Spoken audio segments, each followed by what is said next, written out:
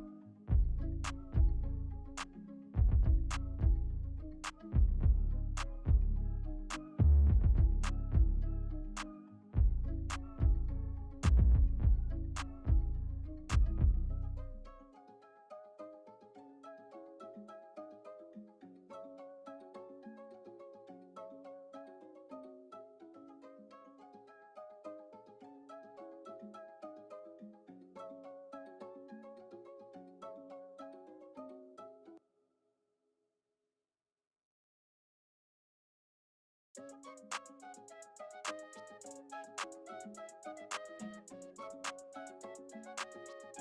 Ramos.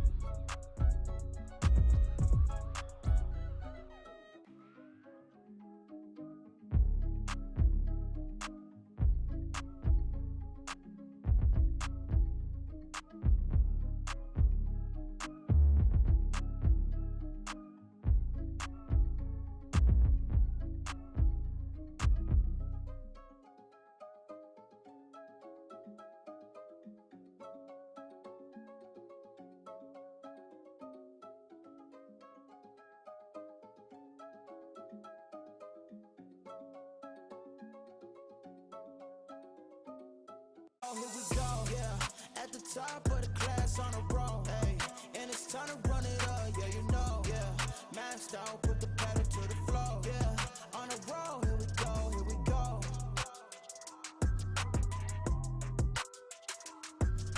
What is going on, everybody? Welcome back to the Frankie Candles live stream every single weekday right here at 5:45 p.m. Eastern Standard Time, right after ATB. Shout out to my boy DZ. And hang on. Shout out to Wick589. He said, hold on, guys. Wick589 said, howdy do. How do you do? How do you do? Mr. Frankles confirmed DZ's love for you earlier today. It was beautiful. Well, shout out to Wick589. Somebody clip that and send it over to me because I would love to see you confirming my love. Or DZ's love for me, or is it my love for DZ? I don't know, but what is going on, everybody? Thank you all for tuning in. I appreciate every single one of you guys for tuning in and spending your precious time here with not only the Candle Mafia, but your boy Frankie Candles to do 2 hours of TA and try to figure out what the heck this thing Bitcoin is going to do now. Obviously, we have gotten a breakdown from the range that we were trading in for about a month. And we got that breakdown that we were looking for. Thank God, because it was getting pretty boring. But as we have approached our key level of support, we are starting to get a little bit of a bounce. But is this bounce trustworthy? Or are we just going to get another break to the downside and come down to some lower levels? Well, as you guys know, as traders, we will prepare in either direction or for either case to play out. So I'm going to break down what I'm looking at on Bitcoin, kind of what I'm expecting here for the short and the long term. And if I think we can get a little bit more juice out of this bounce, or if we are just going to roll back over and come to the downside. But we're going to be taking a look at Bitcoin, taking a look at all those key levels that we need to be watching in case we do get that breakdown. And at the end of the stream, guys, we will be taking a look at the altcoins. Don't spam them in chat just yet, but get them ready to go because at the end of the stream, we will be looking at them. And am I shrinking? Is my chair going down? Why is this happening? Why is this happening to me? It is definitely going down, guys. I'm melting. I'm melting. What is going on right now? Why does this happen to me? There we go. We're back up.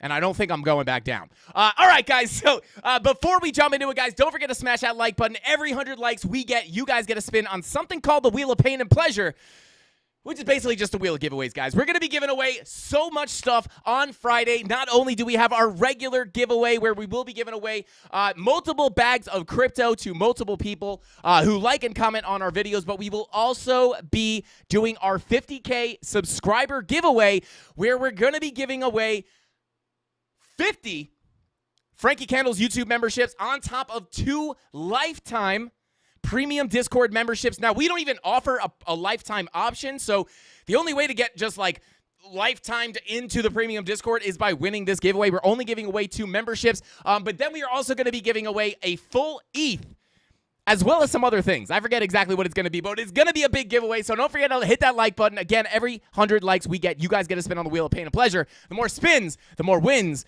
and I think we got 5 out of 5 giveaways yesterday, so we're doing pretty good this week. But guys, before we jump into it, let's go ahead and say what is going on to the CandleMafia. I see you guys coming on in here, popping off in chat. Let's see who we got up in here. Let's see. Let me scroll up a bit. Shout out to Empowered by AI, says yo with a bazillion O's. Shout out to Empowered by AI. Shout out to you, man. Shout out to Gary C, not to be confused with Gary G. Also, guys, we got Jerome Powell in the chat. So shout out to him.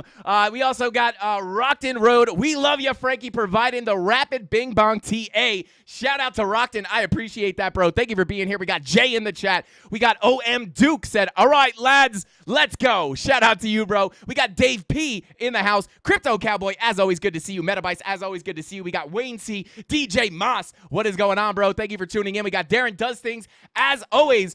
He says, your love for Mrs. Candles should be a no-brainer. Absolutely. Shout out to Darren Does Things. I might have sounded a little bit iffy there. But shout out to Apples Up North, one of our bigger gifters here on the channel. We got Captain Kirk, Crypto Billy, Chemistry Bro, T Petty Crypto, Tyler Durden, Tony D, Crypto Anon. Did I say Crypto Anon? Guys, you know the mods. They're the best in the game, so go show them some love. And this hat is really bugging me out, guys. I'm going to need a new Frankie. Somebody get Frankie Candles a new Frankie Candles hat. Why is it crooked? It's always crooked. What is wrong with this hat? I don't understand. Maybe it's my head. But guys, with all that being said, with all of the shout-outs out of the way, we got Apples Up North, one of the top gifters, dropping those 5 Frankie Candles memberships. We love you, Apples. Thank you for doing that. And we will be dropping a ton of memberships on Friday. But guys, without further ado, I see you guys in chat. I appreciate everybody for tuning in on today's live stream. And without further ado, let's go ahead and jump right into the charts because we actually do have a good amount of stuff to be looking at.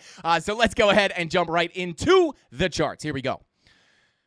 And don't forget, guys, today's energy is brought to you by Aztec and Cactus Moss Water, not Aztec and Cactus Moss Water, which is a supernatural, all-in-one, collagen-filled, cordyceps-riddled, cholesterol-free energy drink that is only available to Frankie Candles. So shout out to you guys. This is not a Red Bull, and it is not, people call it Celsius or something. I don't know. It's not that. It's Aztec and Cactus Moss Water, guys. But let's go ahead. Let me take a sip of this Aztec and Cactus Moss Water, and let's go ahead and jump right into the charts. We actually got 2 Aztecians up in here. But anyway, guys, let's go ahead and turn off that TA and start up on our higher time frames and see what we got going on here for Bitcoin. Now, obviously, guys, we are getting that bigger breakdown here as we were expecting based off of the way money flow was looking, as well as the red dots and bearish divergences on the higher time frames. Now, I don't think that I need to go over this. Like, I don't think that I'm really going to dig too deep into this right now. But what I will do is I'm going to go ahead and hide all this TA. And, yeah, we're just going to go ahead and as you guys know, right, we do have this bearish divergence on the weekly that is now printing, which could wind up giving us a little bit more of a breakdown, coming up here in the near future. Now, this is just printing. We have to wait until Sunday, 5 days and 3 hours. We will confirm that red dot, or it will disappear. We'll just know in 5 days and 3 hours if it's going to confirm or disappear. But if it confirms, guys, this would indicate a little bit more of a pull down. And obviously, this is something we've been looking at on the live stream for quite some time, right? We've been looking for this move down before our next big leg up. Now, I do want to hammer home. I don't think I touched on this too much on yesterday's live stream, but I am still longer term bullish, right? I do think that we will see this uptrend continue, right? We got a low, a high, higher low, higher high, higher low, slightly higher high. I do think we could potentially put in another higher low here and continue up. However, and that is not mostly, but a big part of that is the weekly money flow crossover into the green. And as long as we see that money flow maintain itself inside of the, as long as we see that green wave maintained and we do not cross back over into the red, I would keep my longer-term bullish sentiment, and I would expect any pulls to the downside in the macro, right? This is in the long term. I would expect any pull to the downside to just be to put in a higher low before coming back to the upside.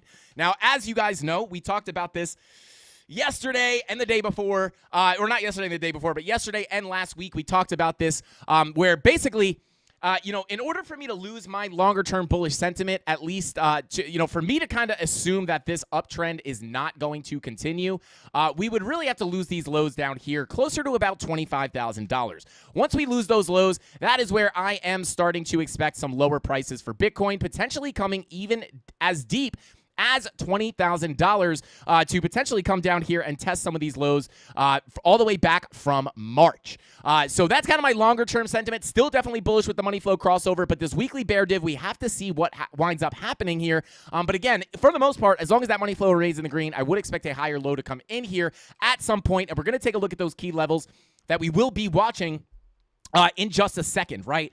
But again, we got to see this. If this weekly bear div is going to bring us down, I want to talk about those key levels that we need to watch. And then again, line in the sand is going to be kind of that $25,000 level. Once you decisively lose these lows, that's where I'm expecting to come down to some way lower prices, potentially coming down to about $20,000.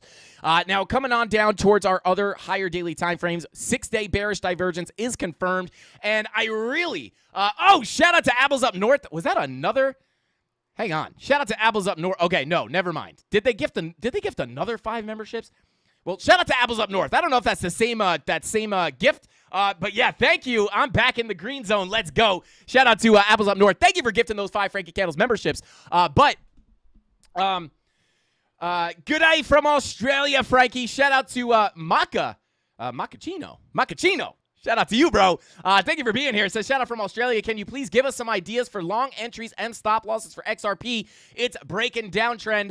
Yeah, we will take a look at XRP. Obviously, as long as XRP is one of the hyped up coins, we've been taking a look at XRP every day, and we will do that today. Best family in the TA game. Let's go. Shout out to Zeus Cash. Shout out to Mr. Wolf. Welcome to the muscle. Hey, Mr. Wolf, after all the gifting you do, everybody always says, thanks for the membership, Mr. Wolf. Thanks for the membership, Mr. Wolf. But nobody says, hey, Mr. Wolf, where's your membership? And now he's got one. So shout out to Mr. Wolf. And he gifted another 5. Let's go. Shout out to Mr. Wolf. Shout out to Dahal, Alt Sniper, Yasha, Tanner. Tanner A snuck in there, but he didn't get a membership. Shout out to Nathan, Philip Tobin. Congrats on those memberships. Let's get it. D-Petty Crypto in the chat. What is going on, bro? What is going on? But you guys will know, 6-day bearish divergence is confirmed. Money flow is coming out a bit here, but it is still in the green, which is a good sign. Until we see this crossover into the red, again, my longer-term sentiment would be biased to the upside. But again, guys, I do want to point out, this is not really...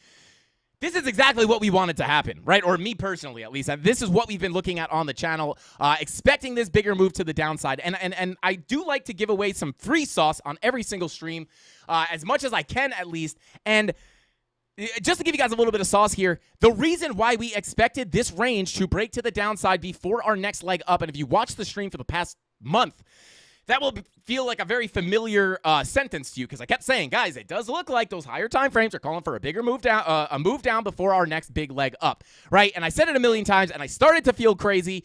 And we talked about this yesterday. Then I thought maybe we were going to be wrong here on the XRP pump, and we were just going to yeet to the upside off the news. But nope, we got rejected right back down, and we did wind up getting the break to the downside to the key level we were watching at about 28.8K, which is basically where we came down to here at about $28,050. But we're going to touch on that in a second. But kind of the sauce I want to give you guys here is the higher time frames, although they take time to play out, they are usually very reliable, right? Because, again, last week and over the past month, there's been a lot of mixed signals, especially on the indicators, making it very hard to predict if this was going to be a move down before the next leg up or if we were just going to squeeze to the upside. But we put our trust in not only the higher time frames, but specifically the money flow, which very, very rarely lies. And just to kind of point that out, we had the 6-day looking for the red dot, which is now confirmed. We also have the bearish divergence. The 5-day was looking for to confirm this red dot, which it did. The 4-day does now have a confirmed bearish divergence as well. Money flow starting to leak out there just a little bit. And then we also have the 3-day money flow crossing over into the red. But mostly on the higher daily time frames, guys, what it was the red dots that we were looking at, saying, hey, these higher daily time frames are not primed to make a big leg up. It does look like they want to cool off, reset, have the VWAPs come back below the zero line, and then once these start to curve back up, that's where we might expect another big move to the upside. And again, we do have some room to come down here without breaking these lows, which is basically the line in the sand for me to flip bearish, right? So once we break these lows, I will be looking for lower prices. And we can look at some of those levels, just pulling these local ranges. Let me unextend this to the right. And yeah, we could look at some of these previous ranges that we traded in to try to get an idea of where the next range that we might get accepted into is going to be. And we're going to take a look at that in a second. I don't want to get too deep into it, but the point I want to get across here, guys, is not surprised that this happened, right? I'm definitely relieved that it happened because this is what we wanted, but money flow was crossing into the red here, or was just generally coming down. We had the red dot on a lot of these time frames. The 2-day printed it a long time ago, all the way back here. So again, you know, nothing too crazy, but now we have the 2-day and the 3-day money flow crossing into the red, which would be a little bit more bearish. Now, these are the lower daily time frames, technically. So we could see these roll back up, but this is definitely more of a bearish sign than a bullish sign. And then even your 4-day and some of these higher time frames do have money flow coming out. So it's just something to keep an eye on top of these bearish divergences. We could start to see, if we see these higher time frames start to look a little bit ugly, guys, we have to assume, or at least be open to the idea that we could wind up breaking these, breaking these lows down here at about 25K. Now, I'm not calling for it yet. Still longer term bullish. But with the money flow coming out on some of these lower daily time frames, I am starting to get a little bit concerned. You can see the daily money flow is coming straight down. That is also more of a bearish sign than a bullish sign. So just another thing to keep an eye on. But getting down to some of these lower time frames, guys, taking a look at the 12-hour. VWAP is flying to the upside. And guys, today, I am sinking again, guys. I'm just coming down here. I don't know what is going on with this chair. It's a crazy it's not a cheap chair from Target. This is like an expensive chair too. But take a look here at some of the higher hourly time frames. Working our way down the time frame list here. Money flow, notice something here, guys. This was something we were looking at to anticipate the break of this range to the downside. Part of it was had to do with the 10-hour money flow, which crossed over right about here, early warning sign of that breakdown, right? But also the 12-hour money flow is coming out. The 16-hour money flow also crossing into the red here. That is a warning sign, right? Like, this is actually not looking too good. But in the short term, we do have the VWAPs starting to work their way up here on Market Cipher B, looking for that green dot. And on top of that, you do have the 12-hour looking for a green dot. And your 10-hour is now printing a green dot. So in the short term, guys, we could potentially see a little bit more of a push up here with these green dots popping up on the higher hourly time frames, right? But please keep in mind that our money flow is still coming out, right? So because of the money flow coming out, if you guys have been watching the show for a long time, if you guys, sorry guys, chat, it just distracted the heck out of me. But with money flow coming out, if you guys have been watching the show, you will kind of be picking up on how we kind of look at the market when looking at Market Cipher. Money flow indicates the longer term trend, right? And I could show you guys this. We could back test this a little bit, right? We were expecting, right? Let me grab a, let's see, parallel channel. We were expecting this downtrend, right, to continue, because specifically we had the money flow here on the 12-hour and on the higher time frames as well, right? If you come up to the daily, we also had money flow starting to cross over into the red. We faked out into the green and then crossed into the red. But if you look at the 12-hour, even the 10-hour, once you crossed over into the red with the money flow on these higher hourly time frames, guys, it was indicating that we would likely start a downtrend, right? So we're just trending on the way down. And this Look at where the money flow happened, right? Like where the money flow crossover happened. I'll even mark it out right here. Vertical line where the money flow crossover happened. This is indicating a downtrend will likely start. This is what money flow indicates, the long-term trend, right? Because this trend essentially was 54 days, right? So almost 2 months of a downtrend, right? And we were able to predict this, and we were able to take advantage of shorting the highs of this channel by looking at money flow. This gave us the bias that if we come up, we are looking to short the moves. Any move up, we would be looking to fade to the downside, right?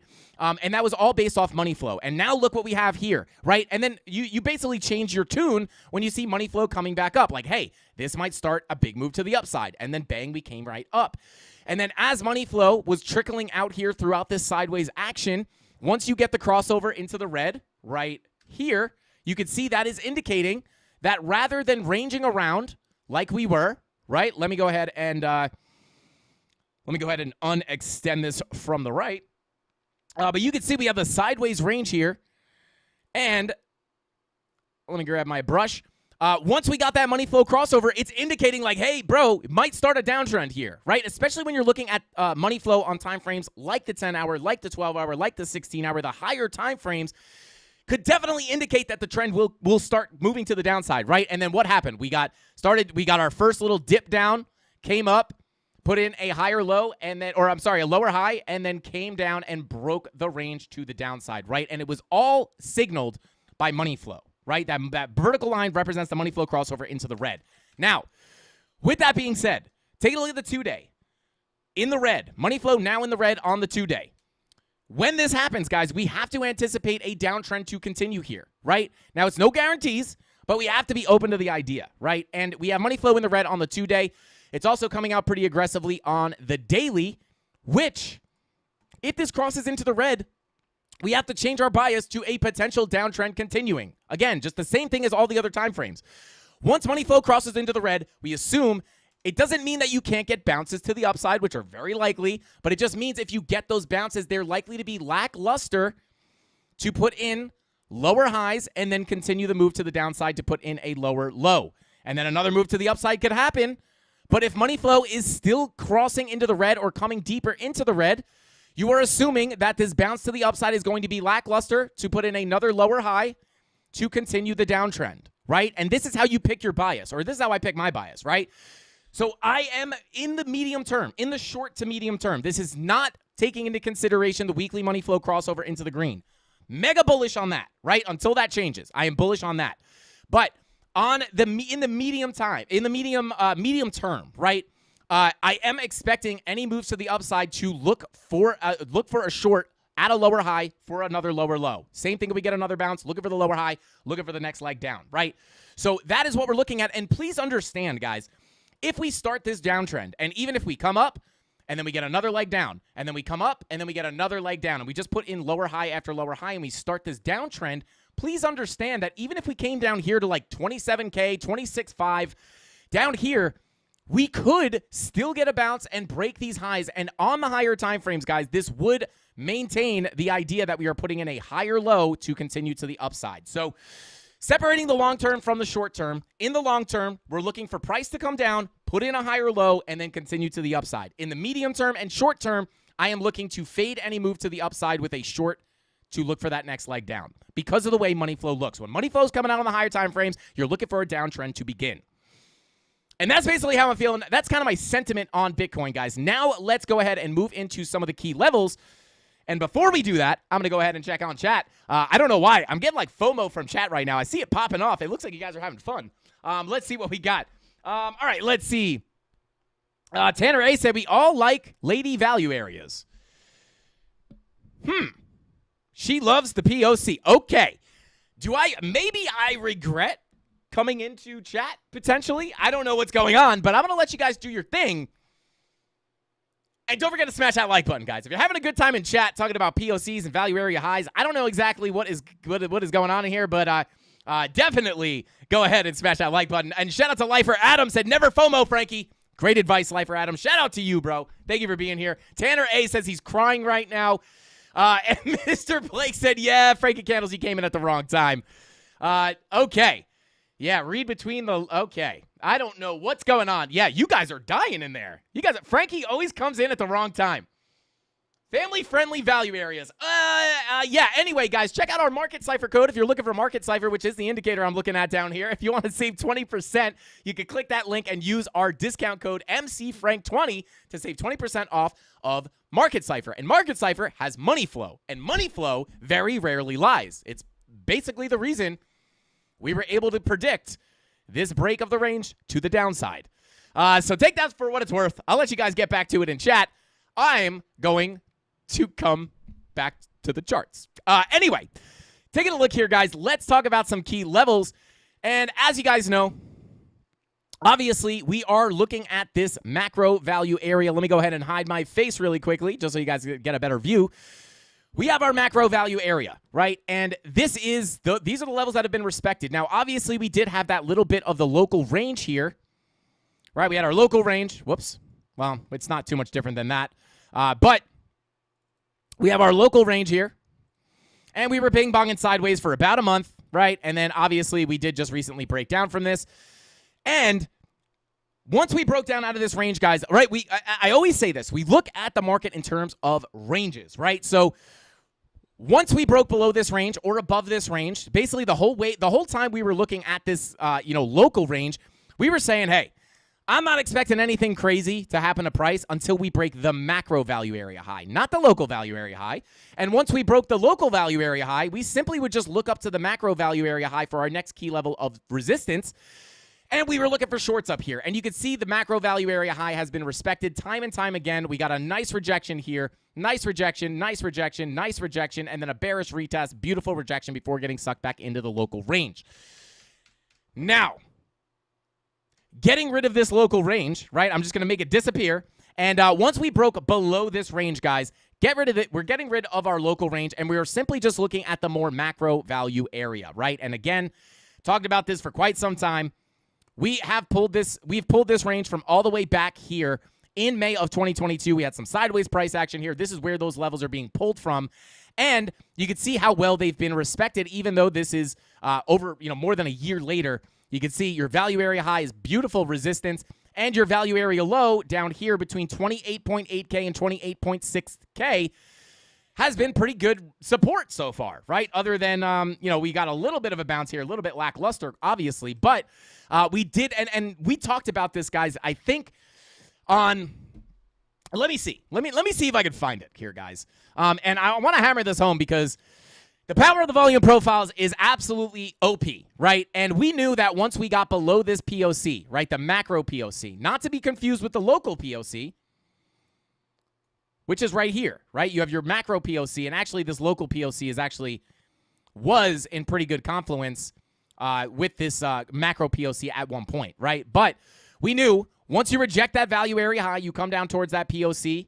Should sound familiar. Shout out to Creighton C. If you're in here, let me know what happens when you lose the POC. But we came down to the point of control, guys, lost it, bearishly retested, and when you can't get back above the POC, just like when you reject the value area high, you expect to come to the POC. When you can't get back over the POC, you were expecting to come down to the value area low. I've probably drawn this line on my chart before this happened 40 times, saying this is how the volume profiles work. And I did, again, I've said this a lot in the past. I've been feeling pretty crazy calling for that move to the value area low, but you just put your trust in the volume profiles, guys, and it makes its way down there more often than not. And here we are. Once again, the volume profiles prevail and bring us down to the value area low. And that is where we're getting a bounce from, which is why I'm not getting very bearish down here. I'll be honest with you guys. I am in a long position. Let me see if I can pull that up right now. It's kind of, that is not what I wanted to do. Let's see. Bada boom. No, not this. Let me see if I can pull it up here for you guys. Bada boom. Here we go. So here is, let me just make sure I'm not doxing myself here. I'm always scared to dox myself, guys. It's definitely not a good look to dox yourself. But anyway, here we are. On Femex, we are, I don't know why it's all janked up like this. But yeah, not too much in profit here. We're just above, not too far above the entry. Up 168. I think the position size is, let's see. Of course, I can't see it. So entry price, $29,096. So we can go ahead and look at that on the chart. But we're up 4%. Nothing really, just kind of really hanging out near the entry. Not really, no fireworks as of yet. But we're up a little bit, $168. Hopefully we could get a little bit more of a push up here. And I will kind of talk to you guys about where I do think if we do get a continued bounce to come in, where I would expect some rejections. However, I am in a long position here, right? I am not looking to go short down here. This is support. You don't want to short support. Your short entries were up here. If you're not short from up here or over here, expecting to get a move to your value area low, you missed the short opportunity. You should not be shorting these purple candles here. A lot of people were probably like, oh my God, we're breaking down. It's going to zero. I told you 10K was incoming. And people were likely entering shorts on these candles. And if we get a bounce here, they're all going to get wrecked, right? So, but we don't do that. We're not retail, right? We're not retail. We might have retail money, but we're not retail, right? We think like the whales, and we don't short support, right? That should just be a general rule, right? You want to short resistance, right? When everybody's feeling all bullish, we talked about this yesterday. When everybody's feeling all bullish, oh my God, we're going to 100K, and you're approaching key resistance, you want to ignore the emotional people who are going, oh my God, 100K, I told you. And you want to ignore them and just look at the charts. And a lot of times you can exploit them and their emotion by waiting for them to think price is going up in a straight line, finding resistance, looking for a short signal, entering your trade, and then going short, right? And you want to go short on the pumps, not on the dumps. It's pretty wild. Like, that is the general thought is for most people, at least retail, is they want to short when they see the red candles. That is not the way you want to do it. You want to short when you see the big green candles, right? Now, I'm not saying as soon as you see a green candle, short, right? But it's typically when you get a big move to the upside, right? Like, as soon as we got this massive move up, this is where I'm expecting price to come down, right? I'm not entering in on these candles hoping this thing goes to 100K.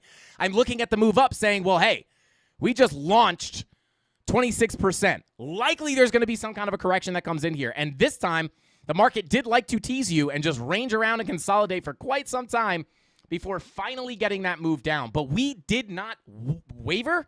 We stuck to our guns, guys. When the money flow was coming out, we knew that, not guaranteed, but we knew that more likely than not, with the way money flow was looking, that there would be a more likely move to the downside before getting our next move up. And it was all based off of money flow and not shorting support, right? So that's where I am in a long here. What was it, 29? Like almost 29K. Where is it? Yeah, so I'm like long from like right here-ish. So we are getting that move up, right? If we do get, I want to talk about some targets to the upside if we do get a continued move up. But just please, guys, for the love of God, do not short support, right? I am not looking for a new short position until we come up to higher prices, right? Like, I'm not looking to go short here. A lot of people are probably going to be looking to go short here. Now, I'm not saying that price can't come down from here, right? You know, you have to keep in mind, right? You got to at least entertain the fact that this may be somewhat of a bear flag, could be some kind of bearish consolidation, right?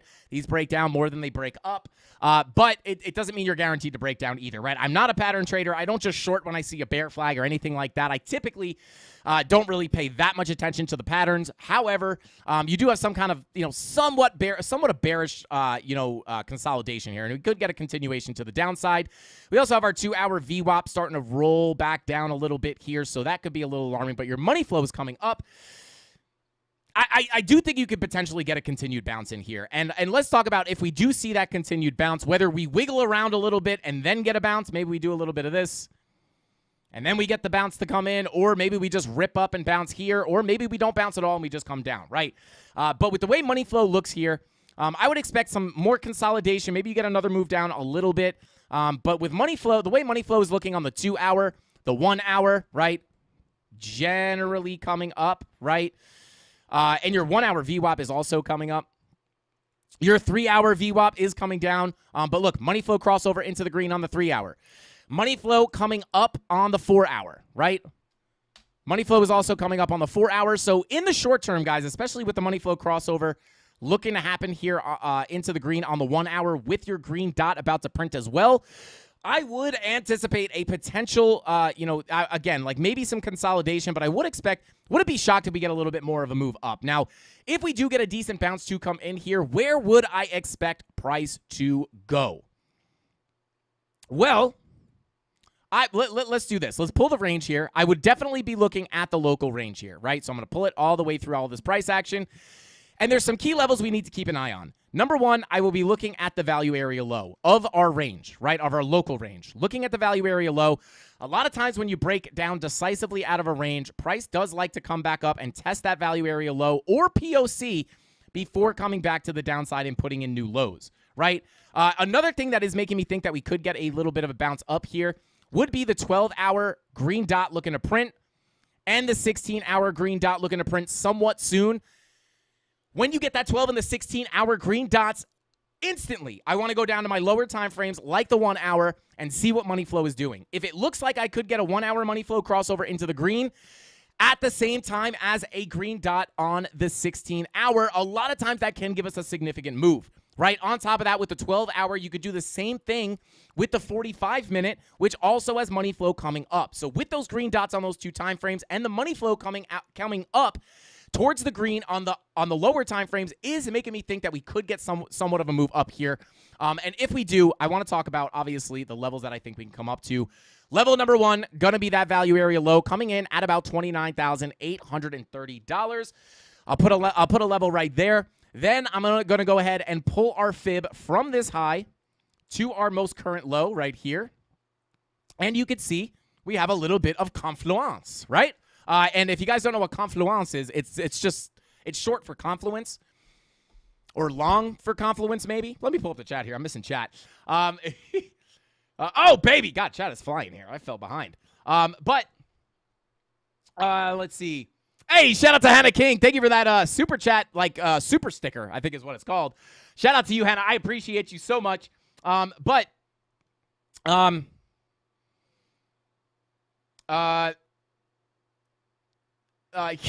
don't know why chat's so distracting today. I feel like you guys are talking about funny stuff here. But yeah, continuing on here. We have some confluence, right? Some confluence between our value area low and our local golden pocket. Now, why is this significant, right? Why do we even care that the golden pocket is in confluence with the value area low? Well, the reason is if money flow is coming out on these higher time frames, and I am expecting to short any of the moves to the upside, right? If I'm expecting these moves up to be lackluster, to put in a lower high to continue the downtrend to new lows, right? Not new lows by new overall lows, just new local lows. The golden pocket, 786 Fibonacci retracement levels are very common places for price to put in that lower high. And you can see you have your high here, and you would have technically a lower high here if you rejected not only the golden pocket, but even maybe the 786. You could still put in that lower high to continue down.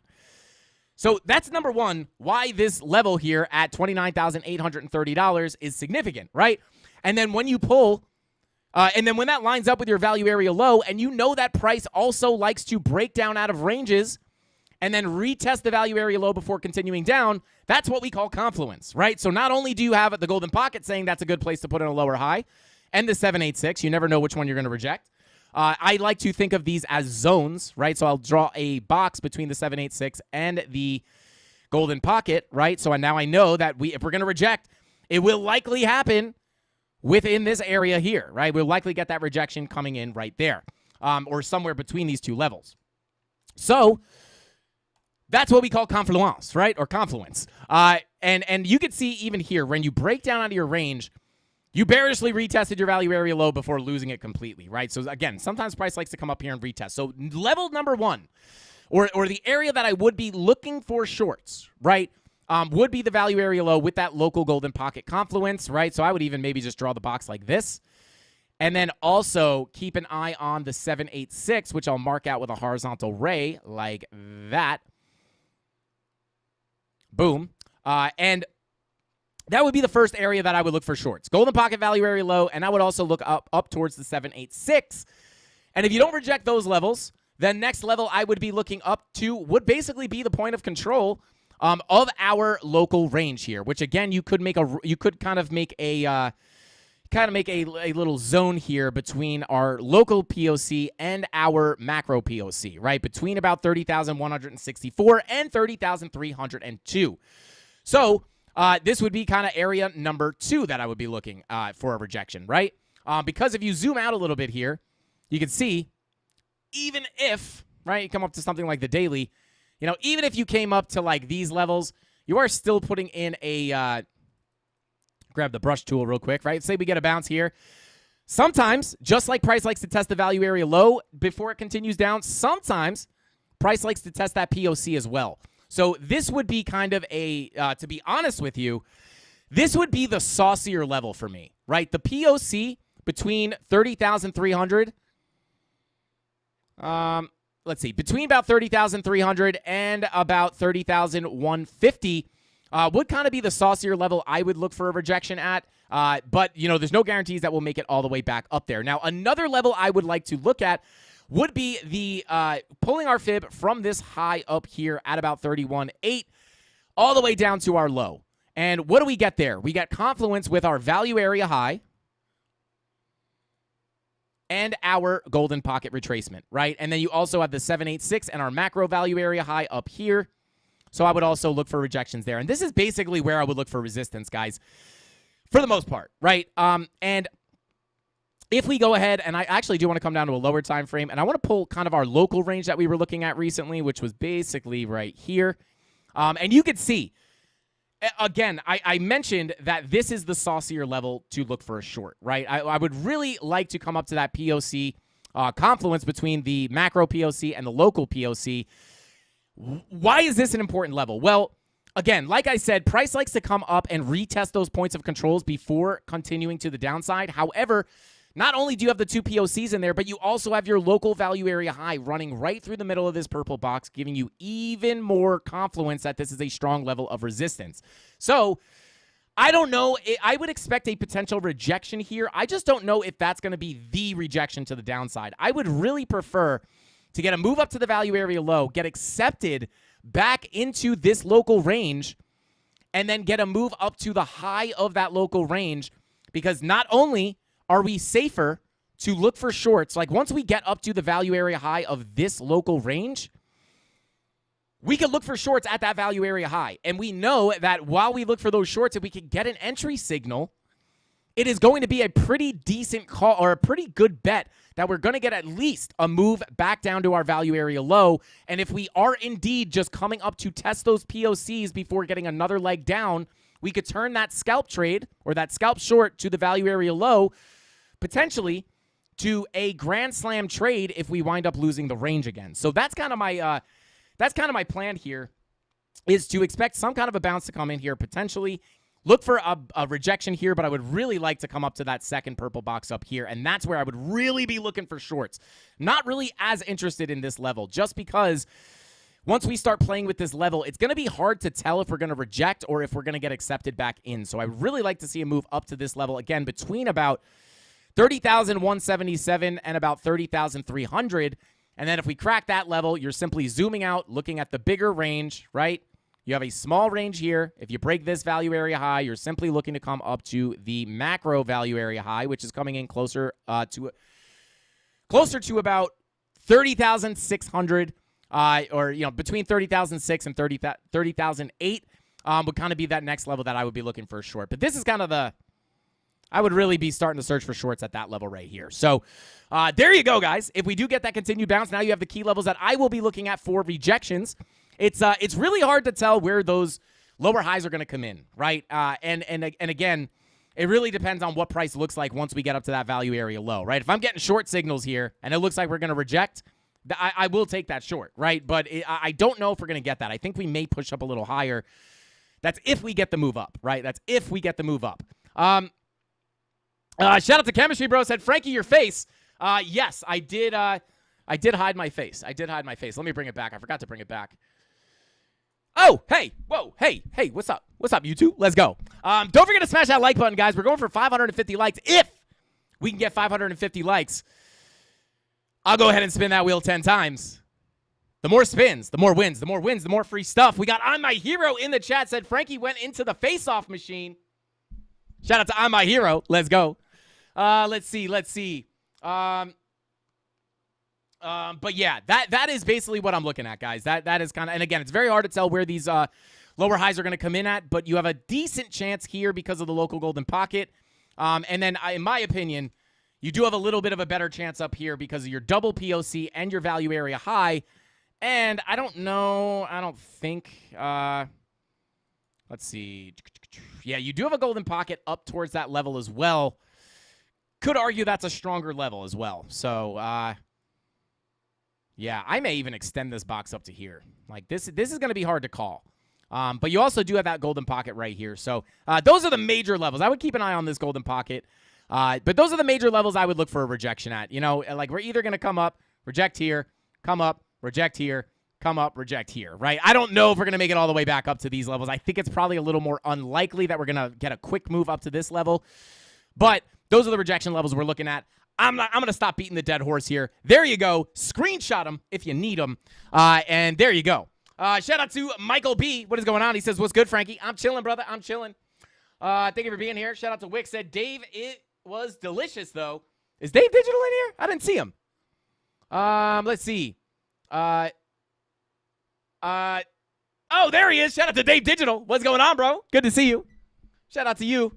Let's see. Kusi, shout out to Kusi, says, not sure if you look at the DXY or not, but would like to see what Market Cipher is calling for on the lower and higher term for the DXY. We could take a look at the DXY right now. Once we just cover these key levels real quick, those are kind of the key levels I'm looking at to the upside, guys. But let's talk about to the downside because it's not impossible. It's not impossible to get another move down here, right? And why do I say that? Well, we did come down to our level that we've been looking at, which is about 28.8K, right? 28.850, I think, was the exact level we touched. But 28.8K was that key level we were expecting to come down to if we lost that POC, which obviously happened, right? Now, we also have another value area low coming in closer to about $28,650. Excuse me. And that is another level we have to keep an eye on because if you look at some of these other time frames, like looking at the 4-hour, right? You can see we obviously did put a little bit of a bullish divergence in here with our lower lows on price and our higher lows on our momentum waves. But if you just look at this local momentum wave right here, we could potentially set up for another drive of bullish divergence, right? So if we get, say, even if we bing bong around here a little bit, if we get some kind of quick movement down here and we crack this low and we come down and tap that value area low, or even if we just get close to it, we could potentially put in another lower low on price and then potentially put another higher low in on our momentum wave and print more of a local bullish divergence, which could be where the long is sitting at, right? Now, obviously, I have taken a shot on a long from down here, which, again, is in profit. I could close it right now and get a small profit and be happy, but it's not I like to get, I'm not at a point where, I don't really want to get I don't like getting too far into dollar amounts. I mean, I show the trade, obviously, but, like, I'm up $160-something, right? Now, that for me personally, that's not enough for me to just close the trade in full unless I saw some kind of super alarming thing, right? I am holding this in hopes that it plays out to my final take profit, right? And I'm not willing to close it just yet because I'm not enough in profit, right? Now, if I was up maybe $700-800, like maybe I would just close it, take the money and run if things started looking ugly. But for the most part, I'm holding this until I get stopped out. I'm willing to lose a little bit of money on this and just take the bet. But if we do come down, I do think we may see something kind of like this happen where you put another lower low in and then your higher low comes in on Market Cipher B and you get another bullish divergence on the 4-hour, and then maybe that is actually what winds up bringing you to the upside. So we have to be ready for that move to the downside as well. But those are the key levels, right? We already tapped that 28.8K level, but we do have that second value area low down here closer to 28.6. So that'll be the next key level to the downside that I'll be watching. And there is another key level we have to watch, guys. And I'm going to come up to a higher time frame to pull it up here. Let me go ahead and somebody make it an NFT. These random drawings are killing me. Unbelievable. But anyway, let's go ahead and pull the boom, right? So we also, right, this is basically where that level, part of where that level comes from is the value area high of the previous range, right? And we talked about this a few times. Again, just like I mentioned before, that price likes to come up and retest that value area low or POC before continuing down. A lot of times, when you break out of a range like we did right here to the upside, sometimes you like to come down and tap that value area high before continuing back up, right? So we have to assume that that's a possibility here, as our value area high is almost exactly that level that we tapped, like right here, right? Well, it depends on where you pull the actual level from. You'll get a slightly different number, but like you'll see, right? Let me just go ahead and show people that, because a lot of people say, why are my volume profiles level different than yours? If you're not pulling to the exact same candle that I am, you're going to get slightly different levels, right? If I pull this down a little bit, now our value area high is closer to the level I have drawn, right? So it depends on where you draw the level, but we did come down and tap that level. Another reason why I was willing to take a long here, right? So now this is important, right? And the reason for that is that if we break below that level decisively, right? More specifically, if we break the previous value area low, not only are we losing this range up here, right? But we are also potentially getting accepted back into this range, right? Which the lows of this range come all the way down to $26,000, which is a pretty big move down, right? So we have to be aware that if we break below this level, I will not be looking for longs. Like, once we break below this level, like, there is a point where I stop looking for longs, because once we get accepted back into this range, we have to expect that if we can't get back above this level, the next likely stop may be the point of control at about $26,890. So again, I'm not calling for that to happen just now yet, right? Or today or tomorrow. I'm not saying it's gonna. I'm not calling for this, but I'm just saying we can look at the previous value area high at 28.8K and the loss of our previous value area low and the inability to get back above it as a signal that more downside is likely to come, especially if our money flow on the higher time frames like the daily and the 16-hour continue into the red, right? So these are just some of the key levels that we're watching. Again, I'm not calling for 26.8 yet, but that's why these levels are so important. So I am hoping for a bounce here. If we start losing this blue box, again, if we get another local move down to the value area low, that might be a decent place to look for a long. But again, once we start losing these levels and we can't get back above, that's where you're expecting for a bigger move down. But I'm still long-term bullish, right? Even if we came all the way down to the value area low of this previous range, right? Imagine this. We break below, can't get back above, we get accepted back into this range, we get sucked back down to the POC as we would expect, and then we lose the POC and we come all the way down to the value area low. I am still technically bullish on the higher time frames, and I do think that you could recover from that to break the highs and continue our uptrend in the long term, right? Coming up to a higher time frame, you could see we will still generally be putting in a higher low, continuing our trend to the upside. So hopefully that makes sense to you guys. That's how I'm feeling about Bitcoin. That's what I'm expecting to come up here. Short term, I do think, again, your 2-hour red dot is something to look at for, I would expect some consolidation, maybe even a little bit of a move down. But once we print that 12 and 16-hour green dots, that's where I think you might get a little bit of a bounce to come in here. But now you guys know my plan and what I'm expecting in the short term and the long term, and where that line in the sand where I flip bearish lies. So there you guys go. Okay, let's go ahead and continue on here, guys. Kenny Ogden, let's go. Shout out to Kenny. It says, Erythrium, send it, baby. Let's go. So I'm going to start off by taking a look at the DXY, guys. But if you want to see your altcoins, go ahead and throw them in chat right now. I'll go take a Rob the Crypto Side will count up the votes and let me know what altcoins we're looking at tonight. And then I'll do my best to draw pictures on the chart and try to figure out where they're going. Gotta love those magical pictures that we draw. All right, let's go ahead and take a look at the DXY. I do want to just check in on chat. Let's go. Shout out to everybody. Smile. I'll say it again. 10K bounce. You heard it here. I pray. I hope and I pray that Bitcoin goes back to 10K. I don't think it's going to happen. As of right now, it doesn't look like it's going to happen. Things can change. But right now, it doesn't look like it's going to happen. But I am definitely hoping for it. Landon, shout out to Landon, says cover H-bar. We have not looked at H-bar in a while. So, Rob, if you want to just take that as a freebie, let's do it. Let's see. Darren wants to see near. Chemistry Bro said no to 10K. Shout out to Chemistry Bro. Crypto Totoro in the chat. What's up, Crypto Totoro? What's going on, brother? Good to see you. Let's see. Fade and Tradfi. I like that name, bro. I like that name. Joel in the house. Let's go. Sir Quest. Ah, God, the altcoins are popping off right now. Let's go. XRP to 589. Let's go, crypto lady. Let's go. 3-month green dot flashing on Bitcoin. Well, let's take a look at that. All right, let's go ahead and start taking a look. Crimson Caravan Company in the house. What's going on? Let's go ahead and start taking a look at the DXY. I actually looked at the DXY today for the first time in a little bit, right? And we did confirm it.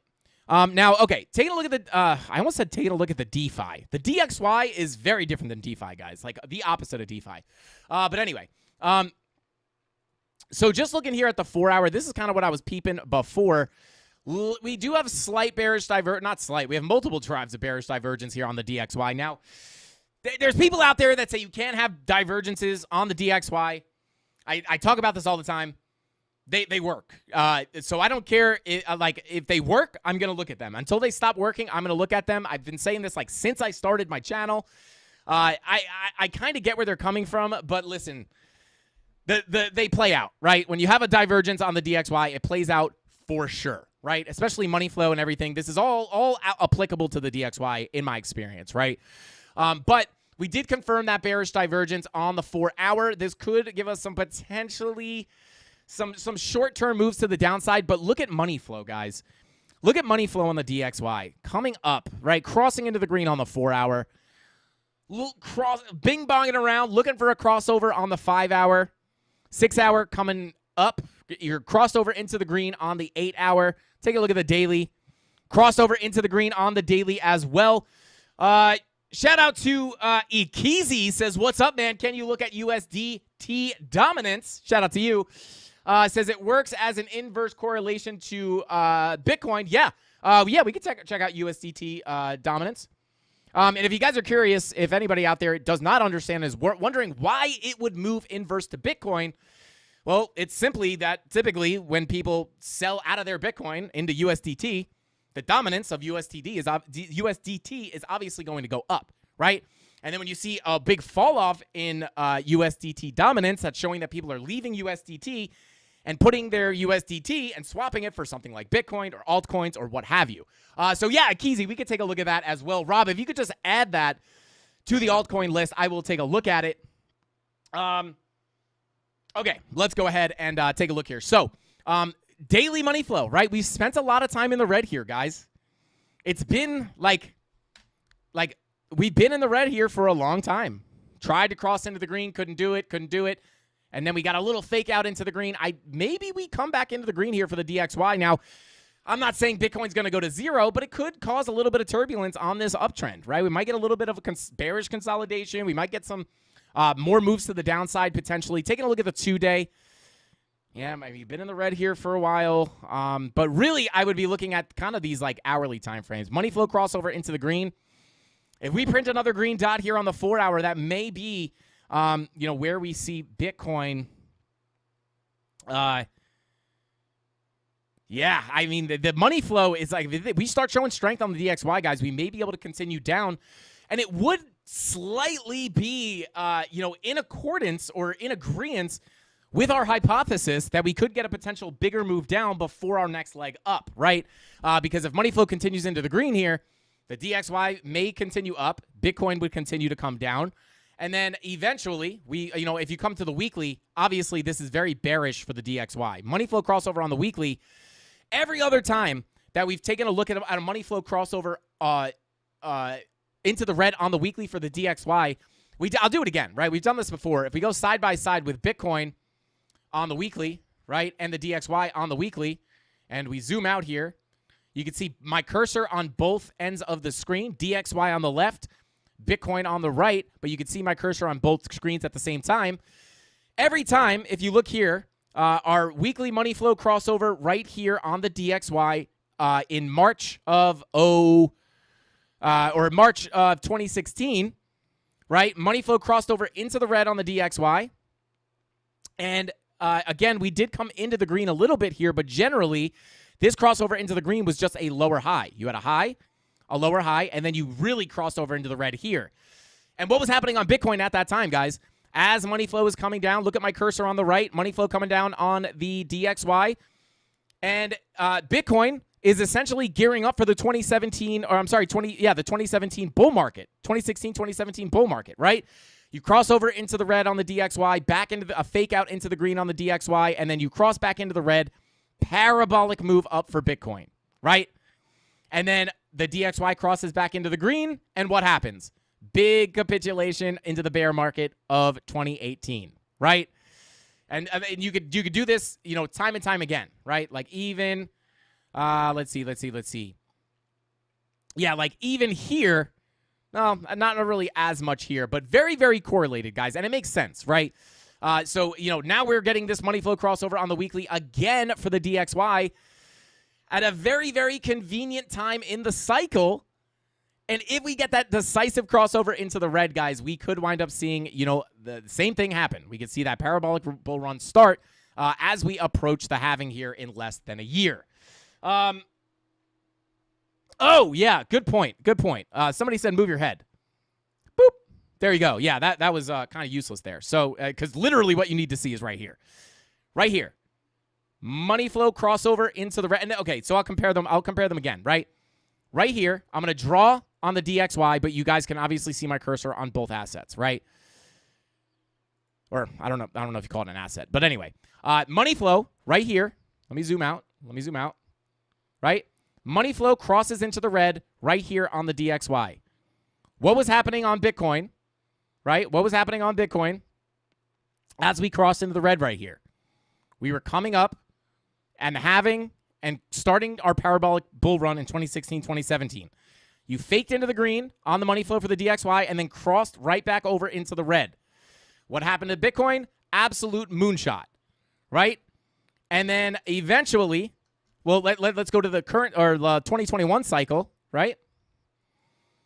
Right here, money flow on the DXY comes into the green, right? And once you crossed into the green right here, what happened on Bitcoin? You could see my cursor moving on Bitcoin. What happened when you got the crossover into the green? Big capitulation of 2018, right? Now, what happened right here? We crossed over into the red on the weekly for the DXY. I'll put a line, a vertical line, right? What happened? Will this work? Let me see. No. Okay. What happens when we cross over into the red on the DXY right here, this red line? Well, look at that. Look at that. Gearing up for the parabolic bull run of 2021, right? So these money flow crossovers into the red on the DXY are very, very, very good for Bitcoin. And look what is happening right now. We have just started to cross over into the red. So again, it doesn't mean that we're going to yeet to 100K right now, but it could just mean that there may be some more consolidation before the halving and then the eventual bull run of 2024, 2025. So there you go. Very bullish for Bitcoin, this money flow crossover into the red. But in the short term, let me go ahead and go back to just the DXY. In the short term, you got money flow coming up on the 4 hour. So that could, maybe pump you up a little bit before rolling right back to the downside, right? And if you pull your fib here from this high to the low, right about there, well, look at that. If we do get a little short-term action to the upside on the DXY, we may just be coming up to put in a lower high before continuing the trend to the downside, right? We might come up into this 786 golden pocket retracement level before continuing to the downside, which would result in Bitcoin coming down a little bit more, but then eventually getting another very big leg up. So there you go. That's kind of that's almost in perfect agreement with what we're looking at on Bitcoin. So shout out to whoever asked to look at the DXY. The altcoin votes are in and being counted. Shout out to Rob the Crypto Snob. And there they are, the results right away. The altcoins for tonight are going to be ETH, USDT, Dominance, ADA, HBAR, XRP, and SHIB. Shout out to the Shiba Inu people. I'm just kidding, guys. I know it's not Shiba Inu. I'm just messing around. Please don't leave a hate comment on this video. I'm just kidding. No one leaves hate comments on our videos. To be honest, guys, we get, so little hate on, shout out to the CandleMafia, guys. I feel like we barely have any hate on the channel. It's almost like a miracle. Way less than I would have thought. I just thought being on YouTube would just bring more general hate, whether we were doing good or bad. Even if we were doing an amazing job, I expected more random, senseless hate. We don't really get that. It's pretty crazy. So shout out to you guys. No hate allowed. Shout out to Deep Petty Crypto. Well, we know when they come into the chat, it's funny. The haters sometimes come into the chat, when we get a big pump and all the normies come back to crypto. They like to come in and hate for no reason. And it's really funny. It's like they come in and then like everyone just attacks them. They're like, yeah, bro, wrong chat. You don't hate here, man. Like, take a seat, pal. And then the Mafia just attacks. The mods absolutely wreck them. But you know who we haven't seen in a long time, guys? We haven't seen the adult XXX scammers. We haven't seen them in a long time. I think yeah, they're done. They're never coming back, I don't think. They realize it's not a good idea to mess with the Mafia. No one hates Frankie Candles. You're too positive and good vibey. Shout out to Landon. I appreciate you, bro. It is funny. We've had haters come in here, and we actually have had haters come in, and I try to help them because they're like, you idiot, you said it was going down yesterday and it went up. And then I explain to them that they're wrong and that they just don't know how it works. And we've actually won haters over. They're like, wow, no one's ever explained it to me like that. And I'm like, Frankie Candles will take the time with you, bro. Don't you worry. And yeah, we keep them in and we turn them into CandleMafia members. Like we're unhateable. Not unhateable, but hate doesn't, we're hate proof. It doesn't work on us. But let's see. The porn bots have discount codes. Shout out to Point Dexter. All right, let's see. Jim Kramer is in the Mafia LFG. Yeah, we got Jim Kramer up in here. Let's go. Oh, shout out to Thesis himself. He said, not true. That's not true. I hate yellow X's. Hashtag not real. As you guys know, Thesis himself does not believe in the yellow X's. I don't blame him. Sometimes you get sick of price going down, and sometimes you just got to manifest something that doesn't exist, right? You just be like, if you don't like yellow X's, you can manifest them not existing by just believing they don't exist. And I'm not going to lie. I feel like it might be working, Thesis. I haven't seen like a good yellow X in a while. I really haven't. Jim Kramer said LFG, I'm bullish on yellow X's. Did I hear yellow X's weren't real? Shout out to V-Slim. Yeah, the sauce is just that good. Shout out to B-Rad. I appreciate you guys. I bet this chat is bugged, potentially. I mean, we got James Kramer in here, and we also have Jerome Powell, and we even have Gary Ginsler in here sometimes. So they don't even, like, bug us. They just come in and hang out. But like I said, we turn the haters into fans. Let's go. And that's CandleMafia fans, guys, not Frankie Candles fans. I'm talking about Mafia fans. But anyway, guys, let's go ahead and continue on. Fear is the path to the dark side. Fear leads to anger. Anger leads to hate. Hate leads to suffering. Wick 589. Wow, that's heavy, bro. That's the realest thing I ever heard. That is the realest thing I ever heard. All right, let's go ahead. Kryptonian21 says, are you going to create a trading course?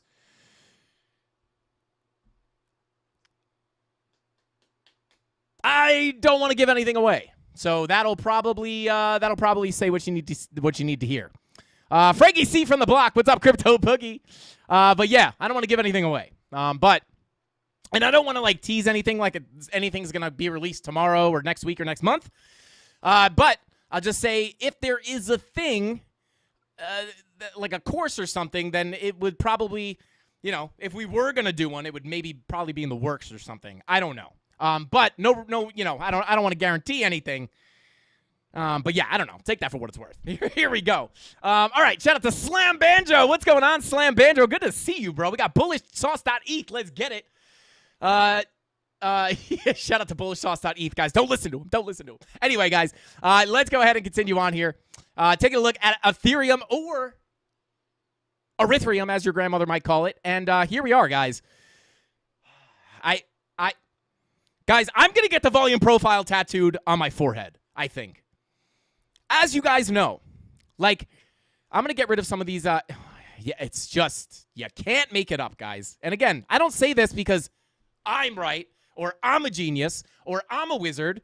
But I will say this, guys. The volume profile is low-key a wizard. That's the crystal ball. What happened here, guys? Now, again, you break above the value area high. You get sucked back in. You play around on the value area high. You break down. You go straight to the POC as you would expect.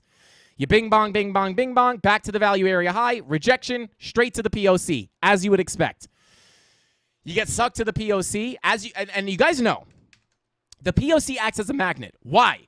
Because it is the area where the most volume was transacted.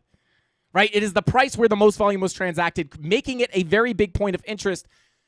And when you're looking at the chart, it simply makes the POC act as a magnet. That's why you see a lot of times you'll see that POCs will be, on areas where price likes to cling to like this, or cling to like this, or cling to like that, or like this, right? That's a lot of times where POCs are. And you can see you stick to those areas in the past as well. right? So a lot of times those are points of control. However, you reject the value area high straight to the POC, you stick to the POC, and what happens? You lose it, you bearishly retest, and Creighton C, I don't know if you're in here, but I know someone else is going to know the answer. When you bearishly retest that POC and you cannot get back above it, where are you expecting price to go? There we go. Rob the Crypto Snob. He says, POC, POC. Oh, wait. No, hang on. That's wrong. Shout out to Rob the Crypto Snob. Shout out to Rob. Yes. Value area low. I'm just that's funny. Shout out to Rob. But yeah, when you can't get back above that POC, guys, price is likely to go to the value area low. And what happened here? I am so passionate of teaching this, guys, because it works. You can do this too. I'd love to stand up here and be like, nobody can do this like I can, but you can. I am not a super genius. Well, self-proclaimed, right? I'm not certified, but you could do this too. I'm just a normal guy, right? Like I'm just like you, right? Maybe I've been trading longer. I might have more experience, but this does not take rocket science to understand or follow or look at, right? You lose the value area high, you expect to come to the POC, and I'm not like the receipts are here. Right? It's not like we didn't do this. We rejected the value area high straight to the POC. And it's not even like I'm drawing these levels, right? We're just letting the chart give us the volume-derived levels. Lose the value area high, straight to the POC. You lose the POC, bearish retest, right to the low. And then what do we look for when you get down to the low? Do we look to short? No, we look for longs, even if you deviate from the range to the downside. We had our golden pocket here, which was our next key level. We actually drew this recently, maybe yesterday. I don't really remember. Probably not yesterday because we were already here. Yeah, no, I don't know when we drew this. But you look for the deviation out of the range. What did we have happen here? We had a slight 4-hour bullish divergence as we hit key support, right? Lower lows on your price action into your key level of support with your higher lows on your momentum waves, giving you that pinch point and that bullish divergence that we look for to get a move to the upside. And what happened? You got sucked back into the range, and now where are we expecting price to go? Well, it's a little bit more of a tricky question, right? Well, if we hold support on the value area low, technically, due to the laws of the volume profile, you would look to get a move up to your POC, right, which is coming in at about 1888. However, we drew this level yesterday, I believe. If you pull, now again, if you look at the higher time frames, just like Bitcoin, money flow is coming out on a lot of these higher time frames. 16-hour in the red. 12 hours in the red. Your daily money flow is crossing over into the red. 2-day money flow is coming out, right? So this is indicating that a longer-term downtrend might be in store for us. So what can we do with that information? Well, we could say if we hold support on the value area low, we could expect to get a move up. But I might not be expecting this move to absolutely launch us to new highs because of the way money flow looks on higher time frames. So what would my plan be if it's not to look for this long to give us a giant move to the upside? Well, I would look for the move to be lackluster to put in a lower high and then continue to the downside. And where would be a perfect place to put in a lower high, at least looking at the 3 and 4 hour time chart, right? The 3 and 4 hour time frame. Well, if we come up here, actually it looks even better on the 3 hour. If we come up here to the golden pocket, it's pretty close to your POC, and we know price likes to get rejected there, right? Or even if you come up to your POC, you could reject there where you have beautiful confluence between the POC and your 786, and that might be where your lower high comes in to continue back to the downside. And we also know that price likes to test the POC before continuing down, right? And we're going to be coming out with a lot of, coming up very soon, guys, we're going to have a lot of tutorial content coming. We're kind of not restructuring anything, but we're trying to make a plan on how to just start giving tons of tutorials, right, on the YouTube channel. So we're going to be talking a lot about volume profile, and I do want to talk a little bit more about things like that. Like, when does price like to come up and test the POC, right? Because most of the time, we're looking to go from the low to the POC and then from the POC to the high. But that's not always the case. Sometimes, obviously, I look for the POC to be a big rejection point, right? So I'm not even looking for this thing to get back up to the value area high unless we flip this 786. But with the way money flow looks right now, I would actually expect to get for this test of the POC, if we get it, to be a test and then a bigger move to the downside. And I want to talk a little bit more deeper about that in some future videos. But this is where I would expect that rejection to come from potentially. Not only do you have your POC, and then obviously your local golden pocket retracement from this whole move down, but if we pull this golden pocket from the value area high all the way to our low, you also have your another golden pocket right above this, right? So I would really be looking for a potential rejection here. But if we are able to get a bigger move up here and flip that 786, this is where my eyes go to the value area high, which would be another potential area to be looking for a rejection, because not only do you have a value area high, you also have a 786 there. And if you pull to this little impulse down, you actually do have a little bit of resistance on that golden pocket just above, right? So if we don't reject that middle area, that point of control, I will probably look to flip that 786 and then look to short at the value area high. And if we deviate from the value area high, which oftentimes happens just like this, just like this, just like this, just like this, and just like this. We deviated out of the range to the upside, but we still got sucked down towards the POC. We got sucked out of the value area, but we still got sucked back to the POC and the value area low. We got sucked out of the POC, out of the value area here, but we still got up to the POC and then up to the high, right? So we would look for that deviation. And if we come up here and we deviate, I would look for potential short positions at the golden pocket 786, right? Morely the value area high and the golden pocket. So those are the key levels I would be looking at, guys. But other than that, it is looking similar to Bitcoin, right? 4-hour VWAP coming down, 3-hour VWAP coming down.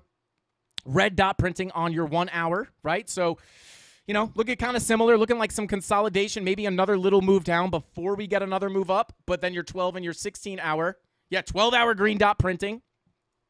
16-hour green dot also printing. So what do?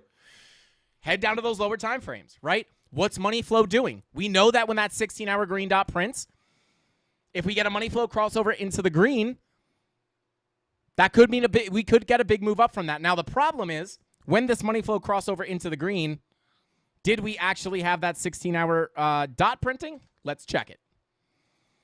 Go back to the 16-hour. Yeah, so that money flow crossover happened just before the 16-hour green dot. I like to see it happen on the 16-hour green dot, so I would take that with a grain of salt.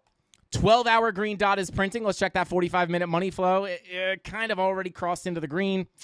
Not the strongest indication for me, to be honest. But I would look for some consolidation, right? And then hopefully that 16-hour can bring us up a little bit more. And if we do get that move up, again, now you guys have the key levels of that I would be looking to reject. So there you guys go. Let's see. All right, let's see. Shout out to Daddy Zach. Thank you for being here, bro. And also, also, guys, I do want to make a correction. Yesterday, we brought up, or on Monday, I think we also brought it up, Chusei Crypto's GoFundMe. I know everyone probably knows at this point probably that Chusei Crypto, one of our really active CandleMafia members, unfortunately passed away. Yesterday or Monday, I said the GoFundMe was pulled from the news article. It was not pulled from the news article, but it is their actual GoFundMe. We are not related to it. The beneficiary of that GoFundMe is Chusei's wife and kid, right? So go check that out. If you guys want to donate, he's got a 22-month-old son and a wife, single mother. So if you guys want to donate, Chusei did a lot for our community. He helped out a lot of people, and he was a super cool dude. I talked to him a lot in the DMs. If you guys want to go to his GoFundMe, it is in the announcement section of the free Discord. I just want to be very clear. This is not us collecting money on behalf of you guys. This is going straight to his wife. We have nothing to do with this. All we did was share the link. So it did come from his wife. I wanted to clear that up. It's not a big difference, but I like to be very clear with that stuff. Anyway, let's continue on here. Daddy Zach said, the problem I have when doing TA on my own is knowing the right range / time frame to pull on the volume profile. Thanks for the sauce. Shout out to Daddy Zach. I will clear that up for you right now on the next altcoin that we look at. So let's go ahead and take a look at, there's Ethereum. Let's go ahead and take a look at USDT dominance. Well, we'll do it on ADA. Daddy Zach, stick around. We'll do it on ADA, and I'll kind of break down some of that volume profile sauce. USDT dominance. Here we are. Let's see. Also, whoever asked for the DXY, they said they want to see what Market Cipher is saying on the lower and higher time frames. The higher time frames, Market Cipher is giving you a pretty big signal, that money flow crossover into the red. But taking a look, and whoever, I forget who requested this, but shout out to you guys. Oh, there he is. Shout out to Daddy Zach. But yeah, I forgot who asked for this. But if we take a look at the USDT dominance, they were saying it moves inverse to Bitcoin, essentially, right? Which makes a lot of sense. But, and we just explained that earlier. But, yeah, I mean, daily money flow was in the red slightly. Now it's back in the green. But your VWAP is rolling over, right? So if we get this to come down, Bitcoin may go up, right? So you have the money flow crossover on the daily. That's bullish for the USDT dominance, which would be bearish for Bitcoin. But this VWAP coming down here on the daily might give us a short-term move up on Bitcoin, right? And that's kind of how you would interpret that. But let's take a look at the weekly. Yeah, VWAP coming up on the weekly. That would actually be a little bit more bearish for Bitcoin, to be honest. Green dot on the 4-day. 3-day, looking for the green dot. And this kind of makes sense, right? Like, as the daily timeframes are cooling off on Bitcoin, we're seeing the DXY, not the DXY, the USDT dominance higher timeframes looking to kind of heat up, right? These are coiling to the upside. Fresh 4-day green dot, fresh 5-day green dot, nice little trigger wave here. 6-day green dot and trigger wave looking to print. Something to take into consideration. I don't really look at USDT dominance very often, but it doesn't mean you shouldn't. But yeah, in the short term, yeah, look, your 3-hour money flows crossing over into the red. Short term, the USDT dominance is not looking too bullish. In the short term, right? 2-hour money flow coming out. 3-hour money flow crossing over into the red.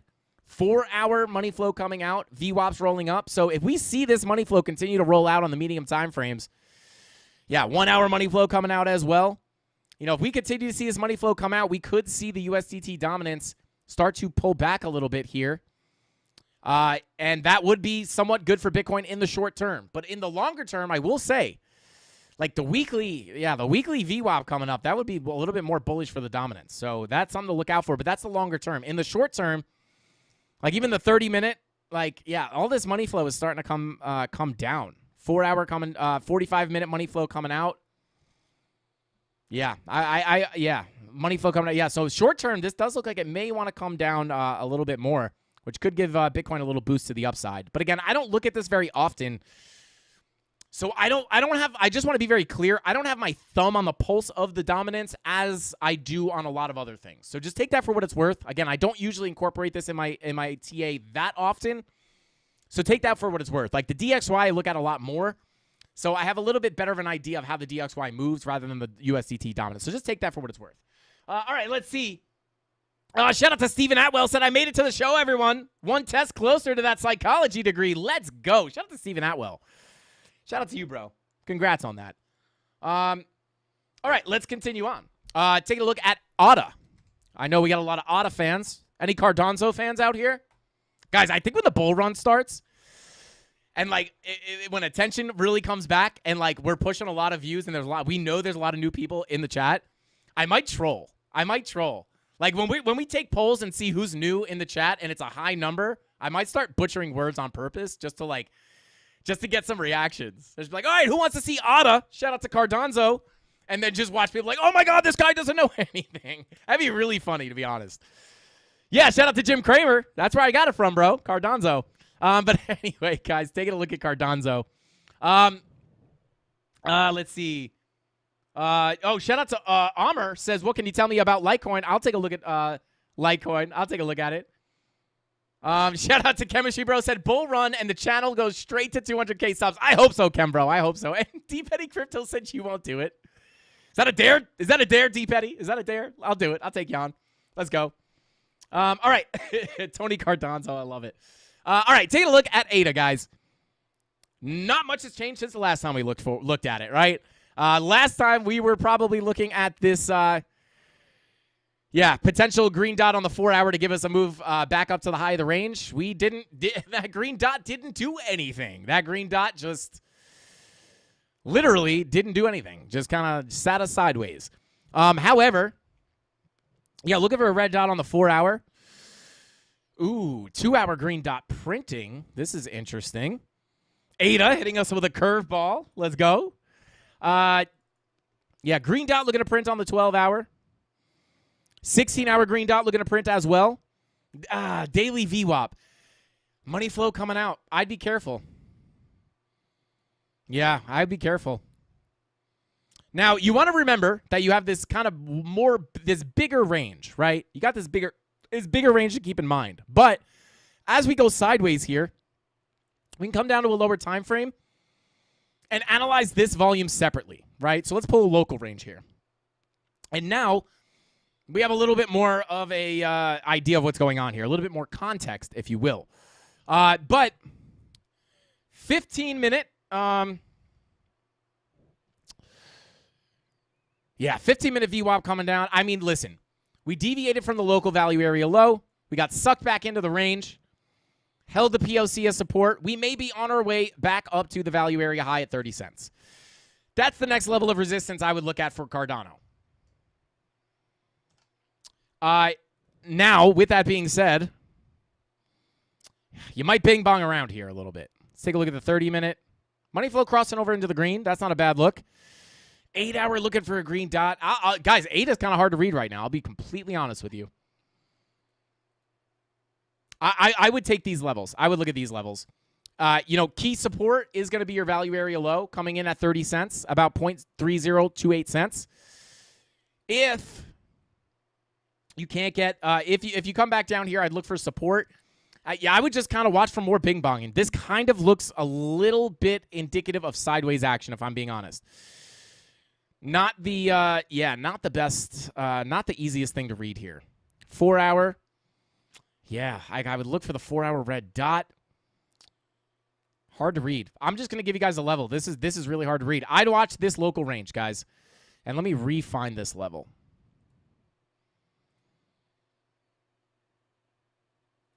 Let me give you guys the levels here, right? So this would be very important support. That is coming in at about, at about 30 cents. That's going to be very important support. If you lose that level, I would look down here at about, 0.3017 cents. That's your 786. So if you lose your golden pocket, again, I would look for a bounce off that 786. But yeah, other than that, you really don't want to lose this level, guys, if we're being honest. You really do not want to lose that level. I would say. But if you do, let's come up to a higher time frame and find the levels.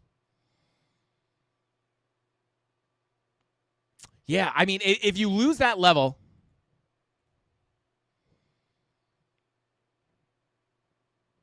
right here, I'd watch this level as well. Let's come back down to the lower time frame.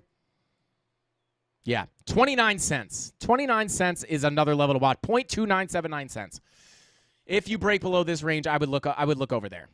Right? Maybe you get a move down, a little bing, a little bong. I would look for a move down to there. That's if you deviate from the lows of the range. These two levels, the golden pocket and the 786, are definitely going to be key.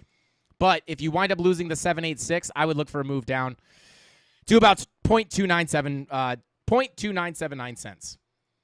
Oh, God, it's just nuking right now. What is going on? On the lower time frames. I don't know if I'd call it a nuke. But yeah, she's coming down a little bit. Let's go to the 1 minute. Oh, my God.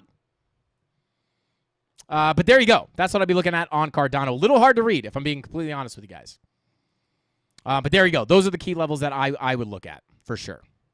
All right, let's see. Paul Wood said, I'm late. Did you say 20K on Bitcoin? WTF. No, Paul. No. Definitely not calling for 20K.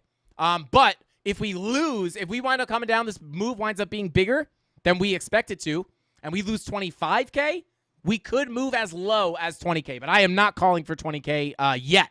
If it looks like we're going to 20K, I will let you know for sure. All right, so let's actually, I want to kind of show you the volume profile sauce Daddy Zach. Said he's having trouble. Daddy Zach said he's having trouble figuring out where to pull his ranges from. Now, I will tell you this. What's next? H-bar. We'll do it on H-bar because I forgot to do it on this. So taking a look at H-bar. What I like to do, Daddy Zach, I felt a little weird just saying Daddy, so I got to say Zach. But there's many ways you could do this.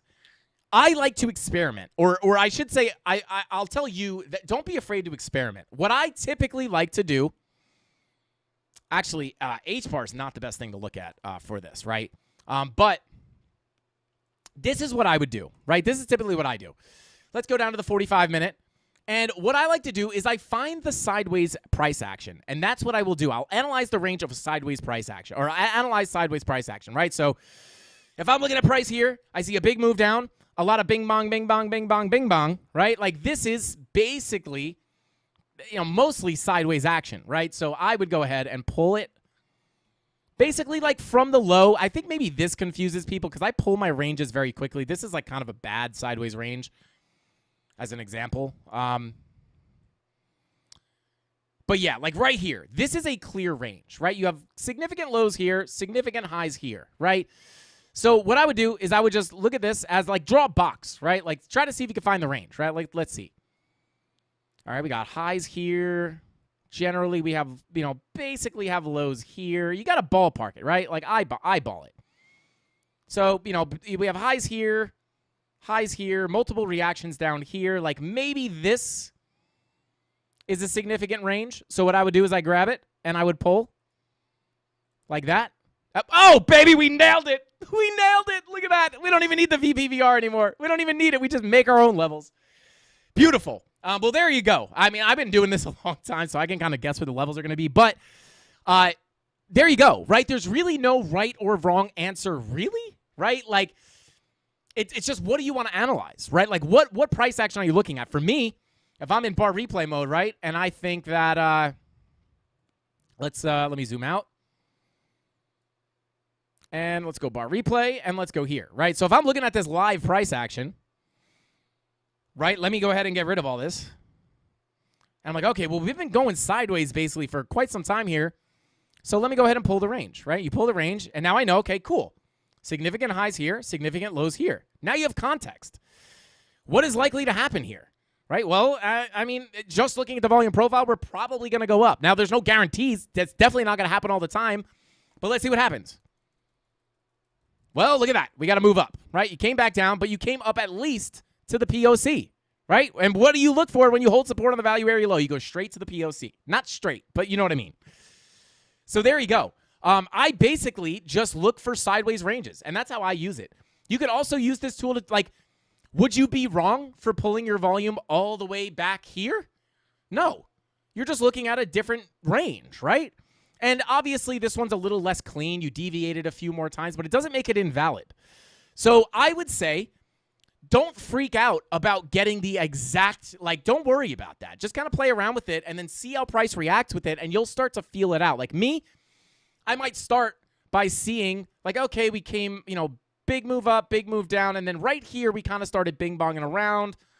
So this is kind of a sideways range, right? Like if I just drew, like, general highs, general lows, like it's not perfect, like, but you have multiple touches on this level here, multiple touches on this level here, and then I would just pull the range, right? Like just pull it and see what it looks like.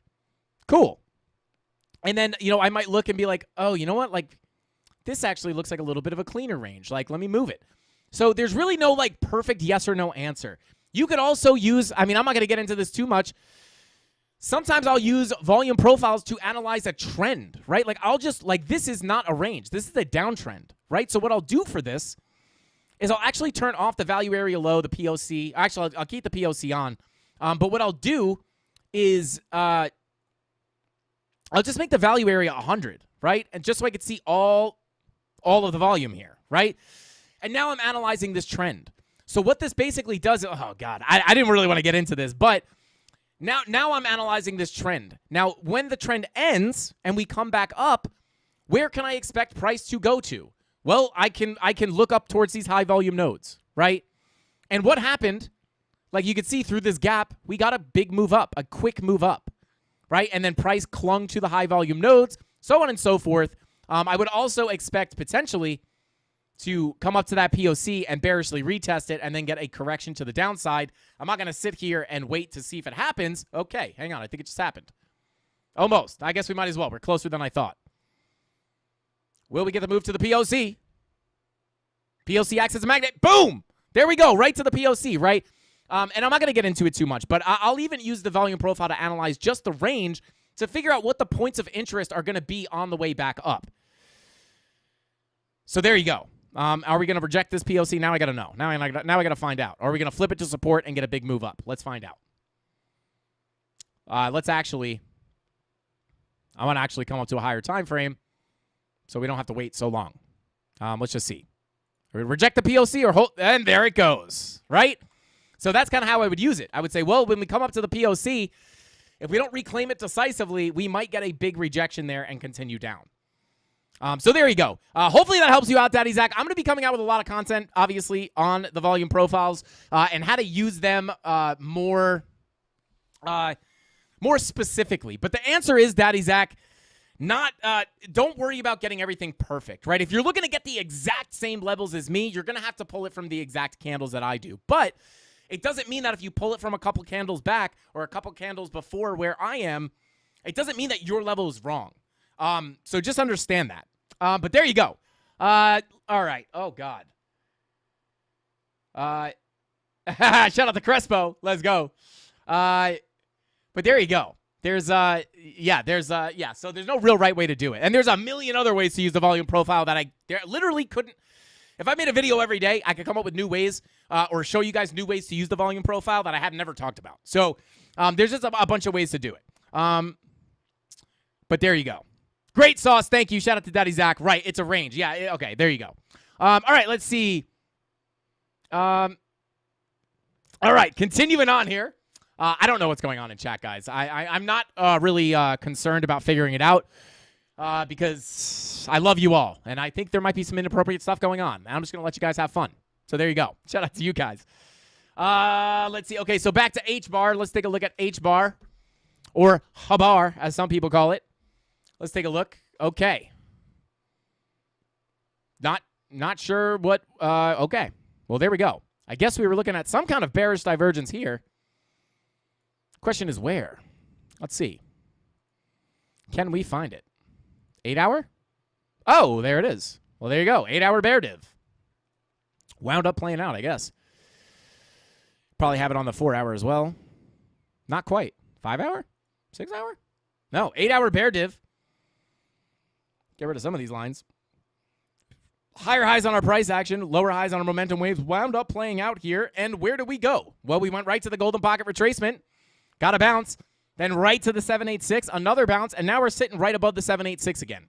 But I'm actually going to get rid of some of these levels. And I'm going to extend this range to the right. And I'm actually going to pull it here. Okay. So here we are. Deviated from the high. And now we're back in the range. And we did come right to the PLC almost, right? We front ran it a little bit. However, these are the levels I'd look at, guys. This POC is going to be key support. Because if you lose that POC, we know where we're likely to go. It's going to be the value area low. Yeah, nice confluence on your POC golden pocket. Right there, bada boom. And then 786 right down there. However, I want to pull one more fib from the actual low here to the high. And there you go. Confluence on the value area low. These are the levels I'd look at, guys. Boom. These are the key levels. If you lose that POC, I'd look for a move down towards that value area low coming in at about 0.04715 cents. But I would look for support within this blue box. So, yeah, you don't want to lose this. If you lose this, you're probably coming down here. And then I would be looking for longs down here, to be 100% honest with you. Zooming out to a higher time frame. Let me pull this fib real quick. What does this look like? Nothing really significant. Okay. Boom. Okay. So, yeah, that's what I would look for as far as levels, guys. If you come back down here, I would look for a fresh long position, but your higher daily time frames, guys, cooling off on the 5-day, cooling off on the 6-day, weekly cooling off as well. So I wouldn't expect any, like, kind of crazy explosive moves out of H-bar anytime soon unless it's completely news-driven. Because the charts are like hot. Yeah, 5-day looking to cool off, 4-day looking to cool off, 3-day looking to cool off, 2-day red dot printing. So I do think you will eventually make it back down to the bottom of your range here. So I would be careful. Nothing is really calling for like a massive collapse or anything. Money flow is kind of flat, to be honest. But I would be careful of these higher time frames winding up cooling you down a little bit more. In the short term, take a look at the 4-hour red dot. These are the levels I'd look at, and I would be cautious of eventually making it. I do think you will eventually make it down back to the bottom of your range at 0.04715 cents. 4-hour red dot might be the thing that cracks you below that POC, so I would just keep an eye on that. But there you go. There's H-bar. Continuing on. H-bar looked bearish. Let's go. Shout out to Daddy Zach. Mr. Candles, can you check out Sand? I love trading that one. Shout out to Crespo. Let's see. XRP, I'm going to try. Crespo, I will try. How are we doing on time right now? Oh, God. Okay, Crespo, if we don't get to it today, Rob, add Sand to the list tomorrow. Crespo, if we don't have time to look at it today, we'll look at it tomorrow. It'll always be we'll put it on. It'll already be on the list tomorrow if we can't get it to it today, because we are running a little bit late. Surprise, surprise. Frankie Candles likes to talk. All right, here we go, guys. Take a look at XRP. Now, this is going to be the hot commodity. I don't know why I said that. But let's see. Okay, so here we are, guys. I mean, not much has changed here. Not much has changed. You got a nice little 4-hour bear div here, though. Interesting. Snake eyes on Market Cipher B. 2 green dots. 2 double green dots, right? Green dot, green dot, green dot, green dot. That's what we call snake eyes. And you did technically get a bullish divergence here. This is typically a signal that you could get accepted back into your range. Now, this divergence is a little bit wonky, guys. This is not the cleanest divergence. But money flow is coming up. You got the bull div. As you deviated away from your range, if you could get accepted back into this value area low, I would look for a move up to the value area high, the POC, which is coming in at 74 cents. However, you do look a little overextended here. You look like you could wind up cooling off, coming down to the 1 hour. Yeah, 1 hour is looking to chill out. But look at your money flow. Money flow's curving up. This is looking for a crossover into the green. If not today, probably tomorrow. Now, with that 1 hour money flow crossover, if we can get a 16-hour green dot at the same time, which it does look like it could happen because our VWAP is getting close to crossing over and printed a green dot, I would look for the next 16-hour green dot to give us a move up, potentially towards that POC. And if we pull some fibs here, get that perfect, pull that fib. Let's go to the 4 hour. Bear with me here, guys. Yeah, I would take this one or that one. I would look right here, right? POC golden pocket. I would also be looking at that 786 as well. I would watch that 786 as well. But that 16-hour green dot may be the thing to give us a bigger move to the upside. And if we do get that move to the upside and we get above that value area low, this is the level we have to flip. 71 cents, essentially where we're at right now. If we can get this to flip to support, I would look for that 16-hour green dot to potentially bring us up to the POC. What is the, however, money flow on a lot of these time frames, coming back up on the 10-hour. It's not looking as bearish as Bitcoin on the higher time frames as far as money flow, but it's not looking bullish. It's not looking super bullish either. But understand, guys, the XRP is very very vulnerable to news right now. If it gets bullish news, it's probably going to rip. If it gets bearish news, it's probably going to absolutely dump. So just keep that in mind. But as far as the charts go, 6-hour money flow coming out. 8-hour money flow faked into the red, and now we're back in the green. I would like to see this decisively come up, right? If not, it could be a fake out back into the red. So I would be careful, but I would pay very, very, very close attention to your value area low here. Because if you flip it to support, and then at that same time, you're getting a green dot on the 16-hour with your 1-hour money flow crossover into the green, that's probably going to be where you get a move up. If you are going to get a move up to your PO, so that's probably where it's going to happen.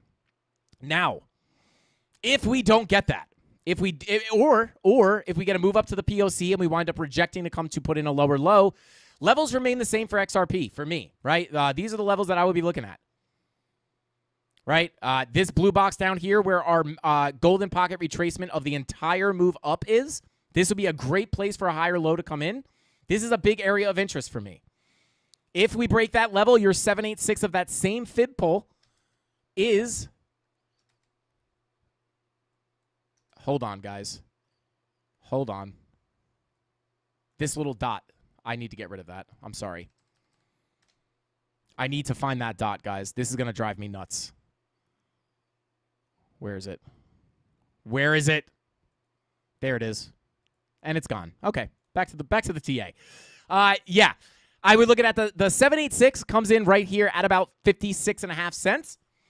Bottom of the blue box does come in right at the value area low of the range that we were previously trading in before we broke out. And as you guys know, price does like to come down and revisit the scene of the crime before coming back up sometimes. So this blue box and this blue box are going to be the main levels. And to give you the guys the actual levels, second blue box is at between 0.5393 and 0.5661.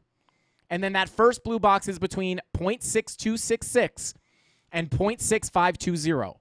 Golden pocket retracement, 786/value area high retracement. And that's what I would look at if we are going to get a bigger move down. If not, if we're just going to come up and rip up again, I would look for the flip of this value area low. And then once you get above this level, it is more likely than not that you're going to come up to your POC. And if you get above the POC, I'd look for a move up to the value area high. And there you go. And then, but I am not expecting another leg up for XRP to higher prices until we crack the previous macro POC at about 84 cents decisively. We have to get above that level and hold support, and then that opens the door potentially to come up to your macro value area high at about $1.28. And there you go. There's XRP, or as some people call it, XRP. Anyway, all right, let's go ahead and move on here.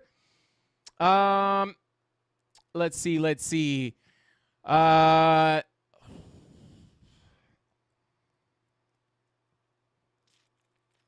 Oof, if XRP revisits 56 cents, that would be rough for the XRP army. I don't see that happening. Yeah. One thing I will say is if there's an asset that does not like to go revisit the scene of the crime or revisit the breakout area, it's XRP. It sometimes when XRP rips, a lot of times it just rips. So we talked about this. I do think this is a less likely place to pull back to.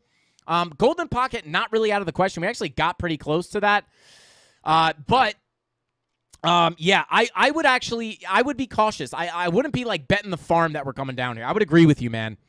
It does look like we could potentially, yeah, I would, not impossible, but less likely in my opinion. I would really look to come back down here, but it will all depend if we do come back down to the first blue box, what the charts look like at this time. It'll be a lot easier to tell if it's likely to come back down here by assessing the charts once we get to this level. So there you go. All right, here we go. Take a look at Sheeb. Here we go. Take a look at Sheeb. All right. Bada boom, bada bing. Take a look at Sheeb. Take a look at the daily. Ooh, Sheeb. Okay, I'll tell you this. Daily looks good. Daily looks good. Let me pull up Lux Algo really quick. Let's see here. Yeah.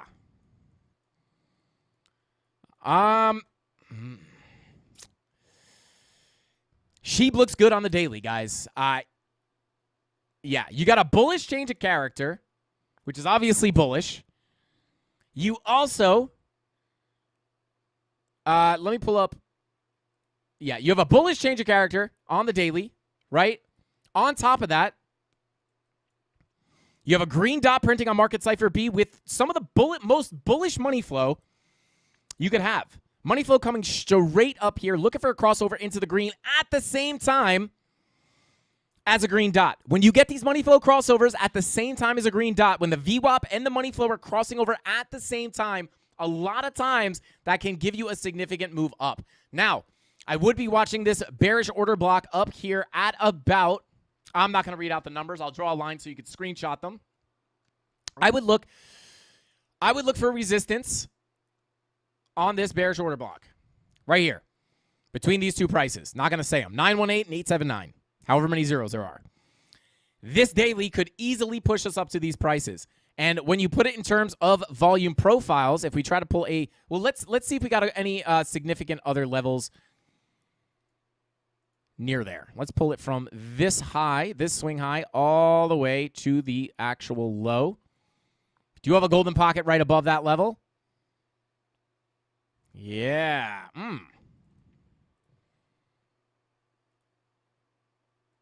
Let me see something here. I'm going to turn on... let me see where our naked point of controls are. Hold up. Do we have any MPOCs up there? Let's see. You don't, actually. Interesting. Okay. I would take this level. I'll make this array. Label it MPOC. Let me get that more perfectly placed. Boom. Yeah. So,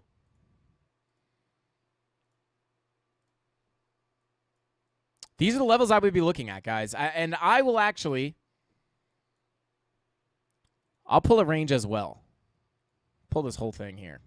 Yeah. And let me pull this as well. Unextend it. There we go. These are some key levels to watch. And let me just hide the indicators. Boom. Yeah. These are the levels I would watch on yeah, these are the levels that I would be looking at on Sheep, right? If that daily is going to give us a big move up or some kind of a significant move up, number one, I would look this NPOC here at about 823. I would be careful of a reaction off of that level. If not, I would look for a push up. Not only do we have our value area high up here, but you also have that bearish order block and a golden pocket within this purple box. So I might even extend this out straight down there. This purple box is going to give you some kind of a decent resistance for the most part, or most likely. And then once you get, let's pull up the VPVR. If you look at the volume here, if you get above this purple box, what else do you have right above this purple box? Well, you have a significant fall off in volume up to about this level right here. So this is essentially like I would look for this. Let's get rid of this. Let's get rid of these lines, right?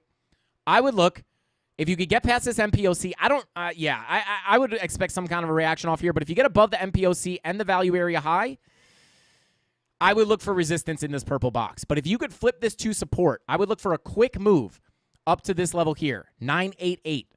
And then if you could flip the level here at about 1017, that is where I would look for a bigger move up. But really, your biggest level of resistance is going to be right here. You have many reasons to reject here. Value area high, you do have a golden pocket, and you do have the bearish order block. So I would be watching that. And then some turbulence on the way up to that value area high. You might get some turbulence at that MPOC up here at about 823.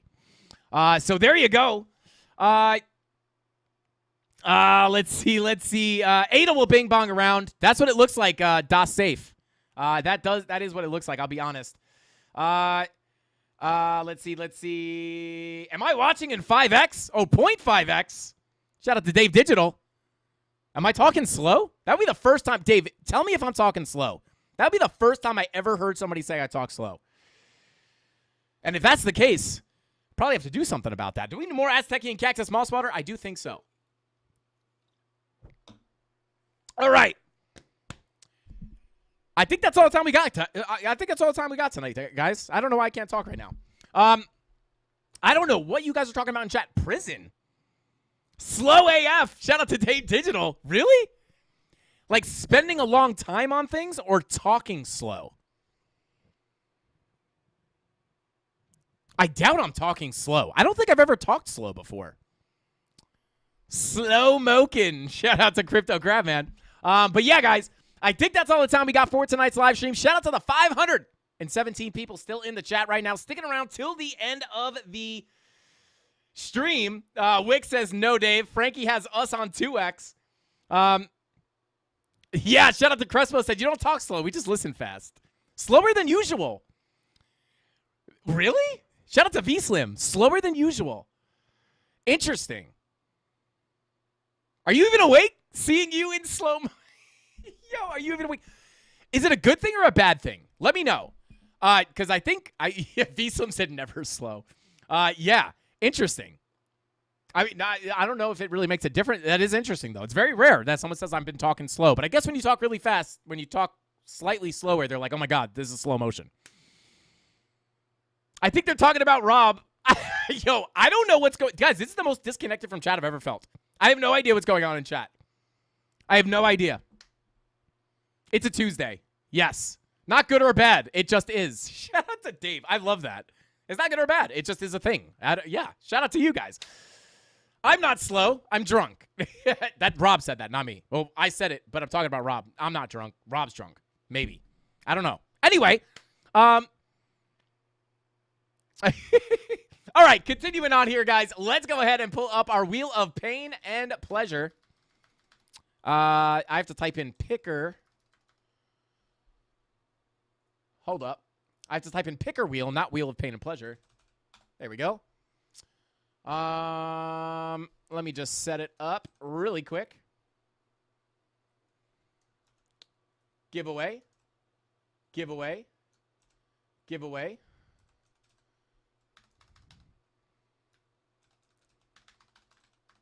Rug. Is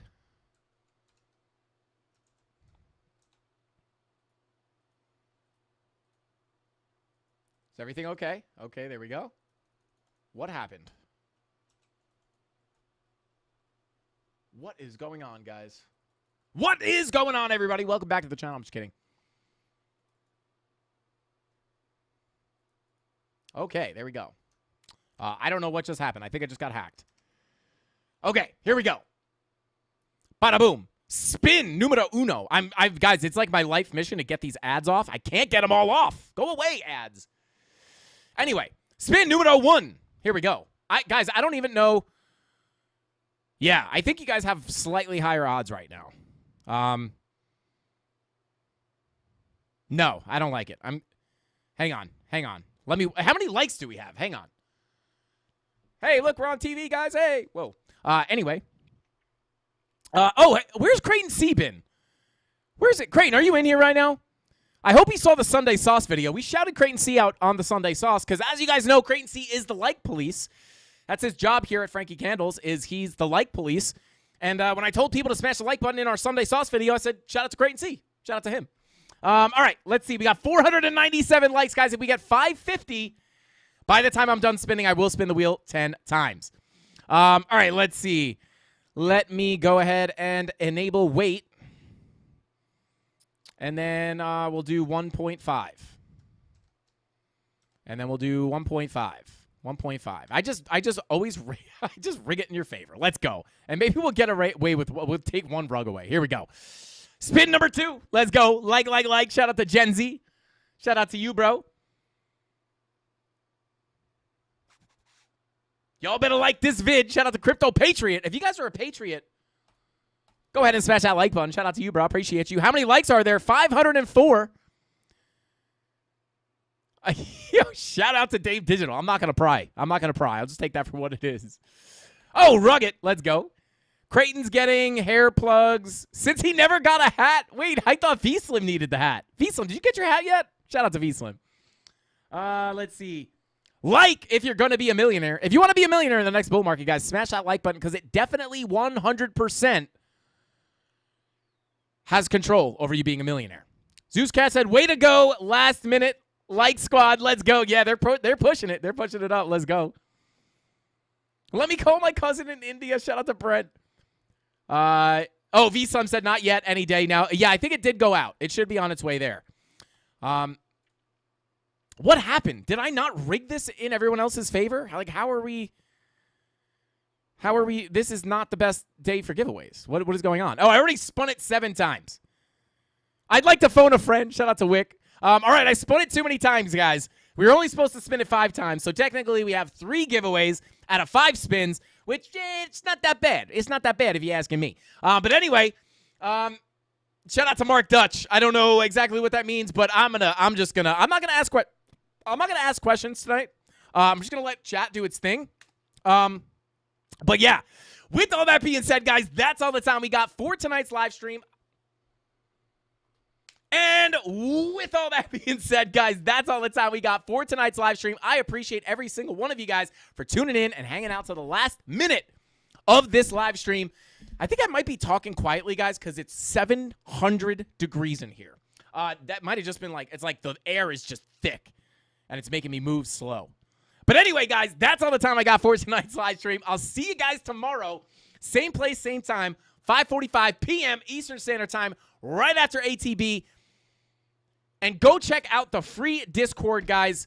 Go to the announcements section if you want to donate to Chusei Crypto's GoFundMe.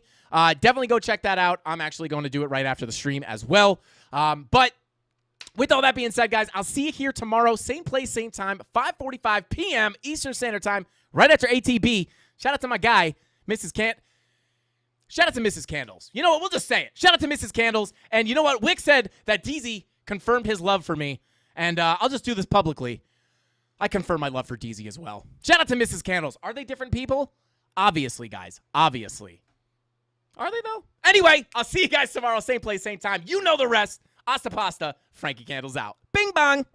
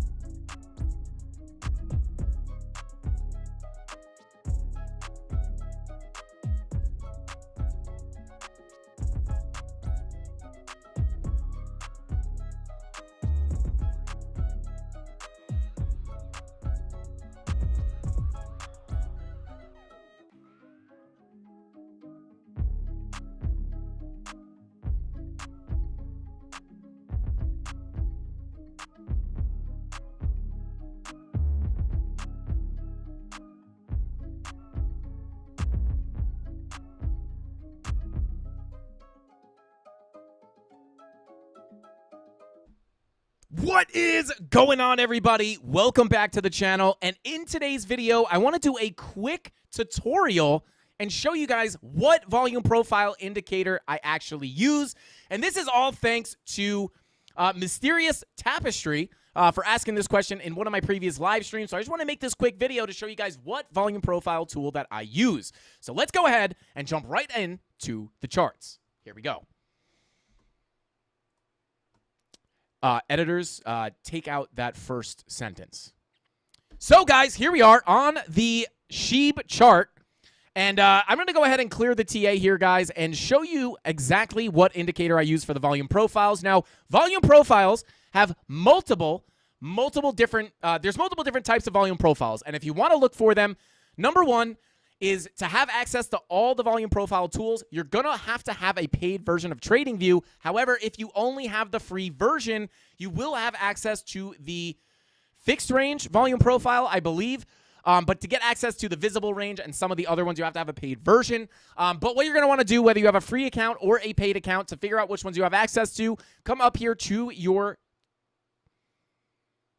indicators tab. And I don't know why I couldn't think of that word. Come to your indicators tab. You're going to want to come to technicals, click on profiles, and you will see your listed volume profile tools right down here. I prefer to use the fixed range volume profile and the visible range volume profile. The fixed range is the one that you guys see me use a lot when I'm pulling volume on ranges. The visible range volume profile simply analyzes the candles on the chart. So if I zoom out and I introduce new candles onto my screen, the profile will change because now it is taking all of these other candles into account. So short and sweet with this tutorial, guys. But that's all I got for this one. That's how you can find the volume profile tools. Again, I use the fixed range. And shout out to Mysterious Tapestry for asking that question. And this has been the first live Frankie Fake Out tutorial in just under 60 seconds. That's all I got. I'll see you guys in the next one. That's all the time I got for this video. I'll see you in the next one. Frankie Candles out. Bing bong.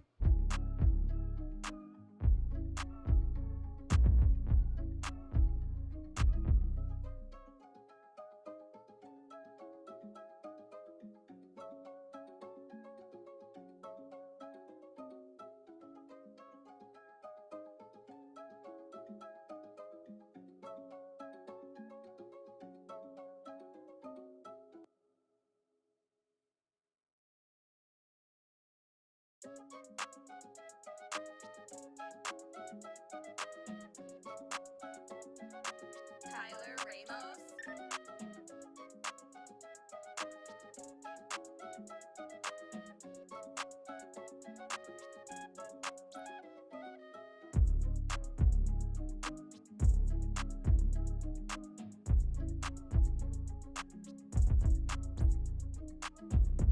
So guys, our double Frankie fake out today. Just want to point out, if you guys can get a hold of Brad Guidell or Crypto Pollo, I know there's a lot of toss-up. Who's Mrs. Candles? How come she doesn't show her face? And I know there's conspiracy theories out there that you guys think Mrs. Candles is DZ, but if you guys can get a hold of Crypto Pollo or Jessica or Brad Guidell or Crypto Billy, all of these people have met. No, never mind. Crypto Pollo never met Mrs. Candles. Okay, guys, I'm taking myself into a hole here. Hang on. Jessica's not Miss. Ask Crypto Billy. When you see. Has Crypto. Hold on, guys. D Petty Crypto. D Petty. If D Petty's in here, guys, get in touch with D Petty Crypto. He's met Mrs. Candles, and he'll let you know if it's DZ or a girl. And D Petty, don't do me dirty here, man. Don't do me dirty here, D Petty. Don't do me dirty. You met her. You met her. You know the truth. But don't lie to the CandleMafia either. Tell him how it is. I don't know if he's still in here, but if he is, and next time you see him, ask him. He's met her. Her. Anyway, guys, I'll see you next time. That's all I got. Frankie Candles out. Bing bong.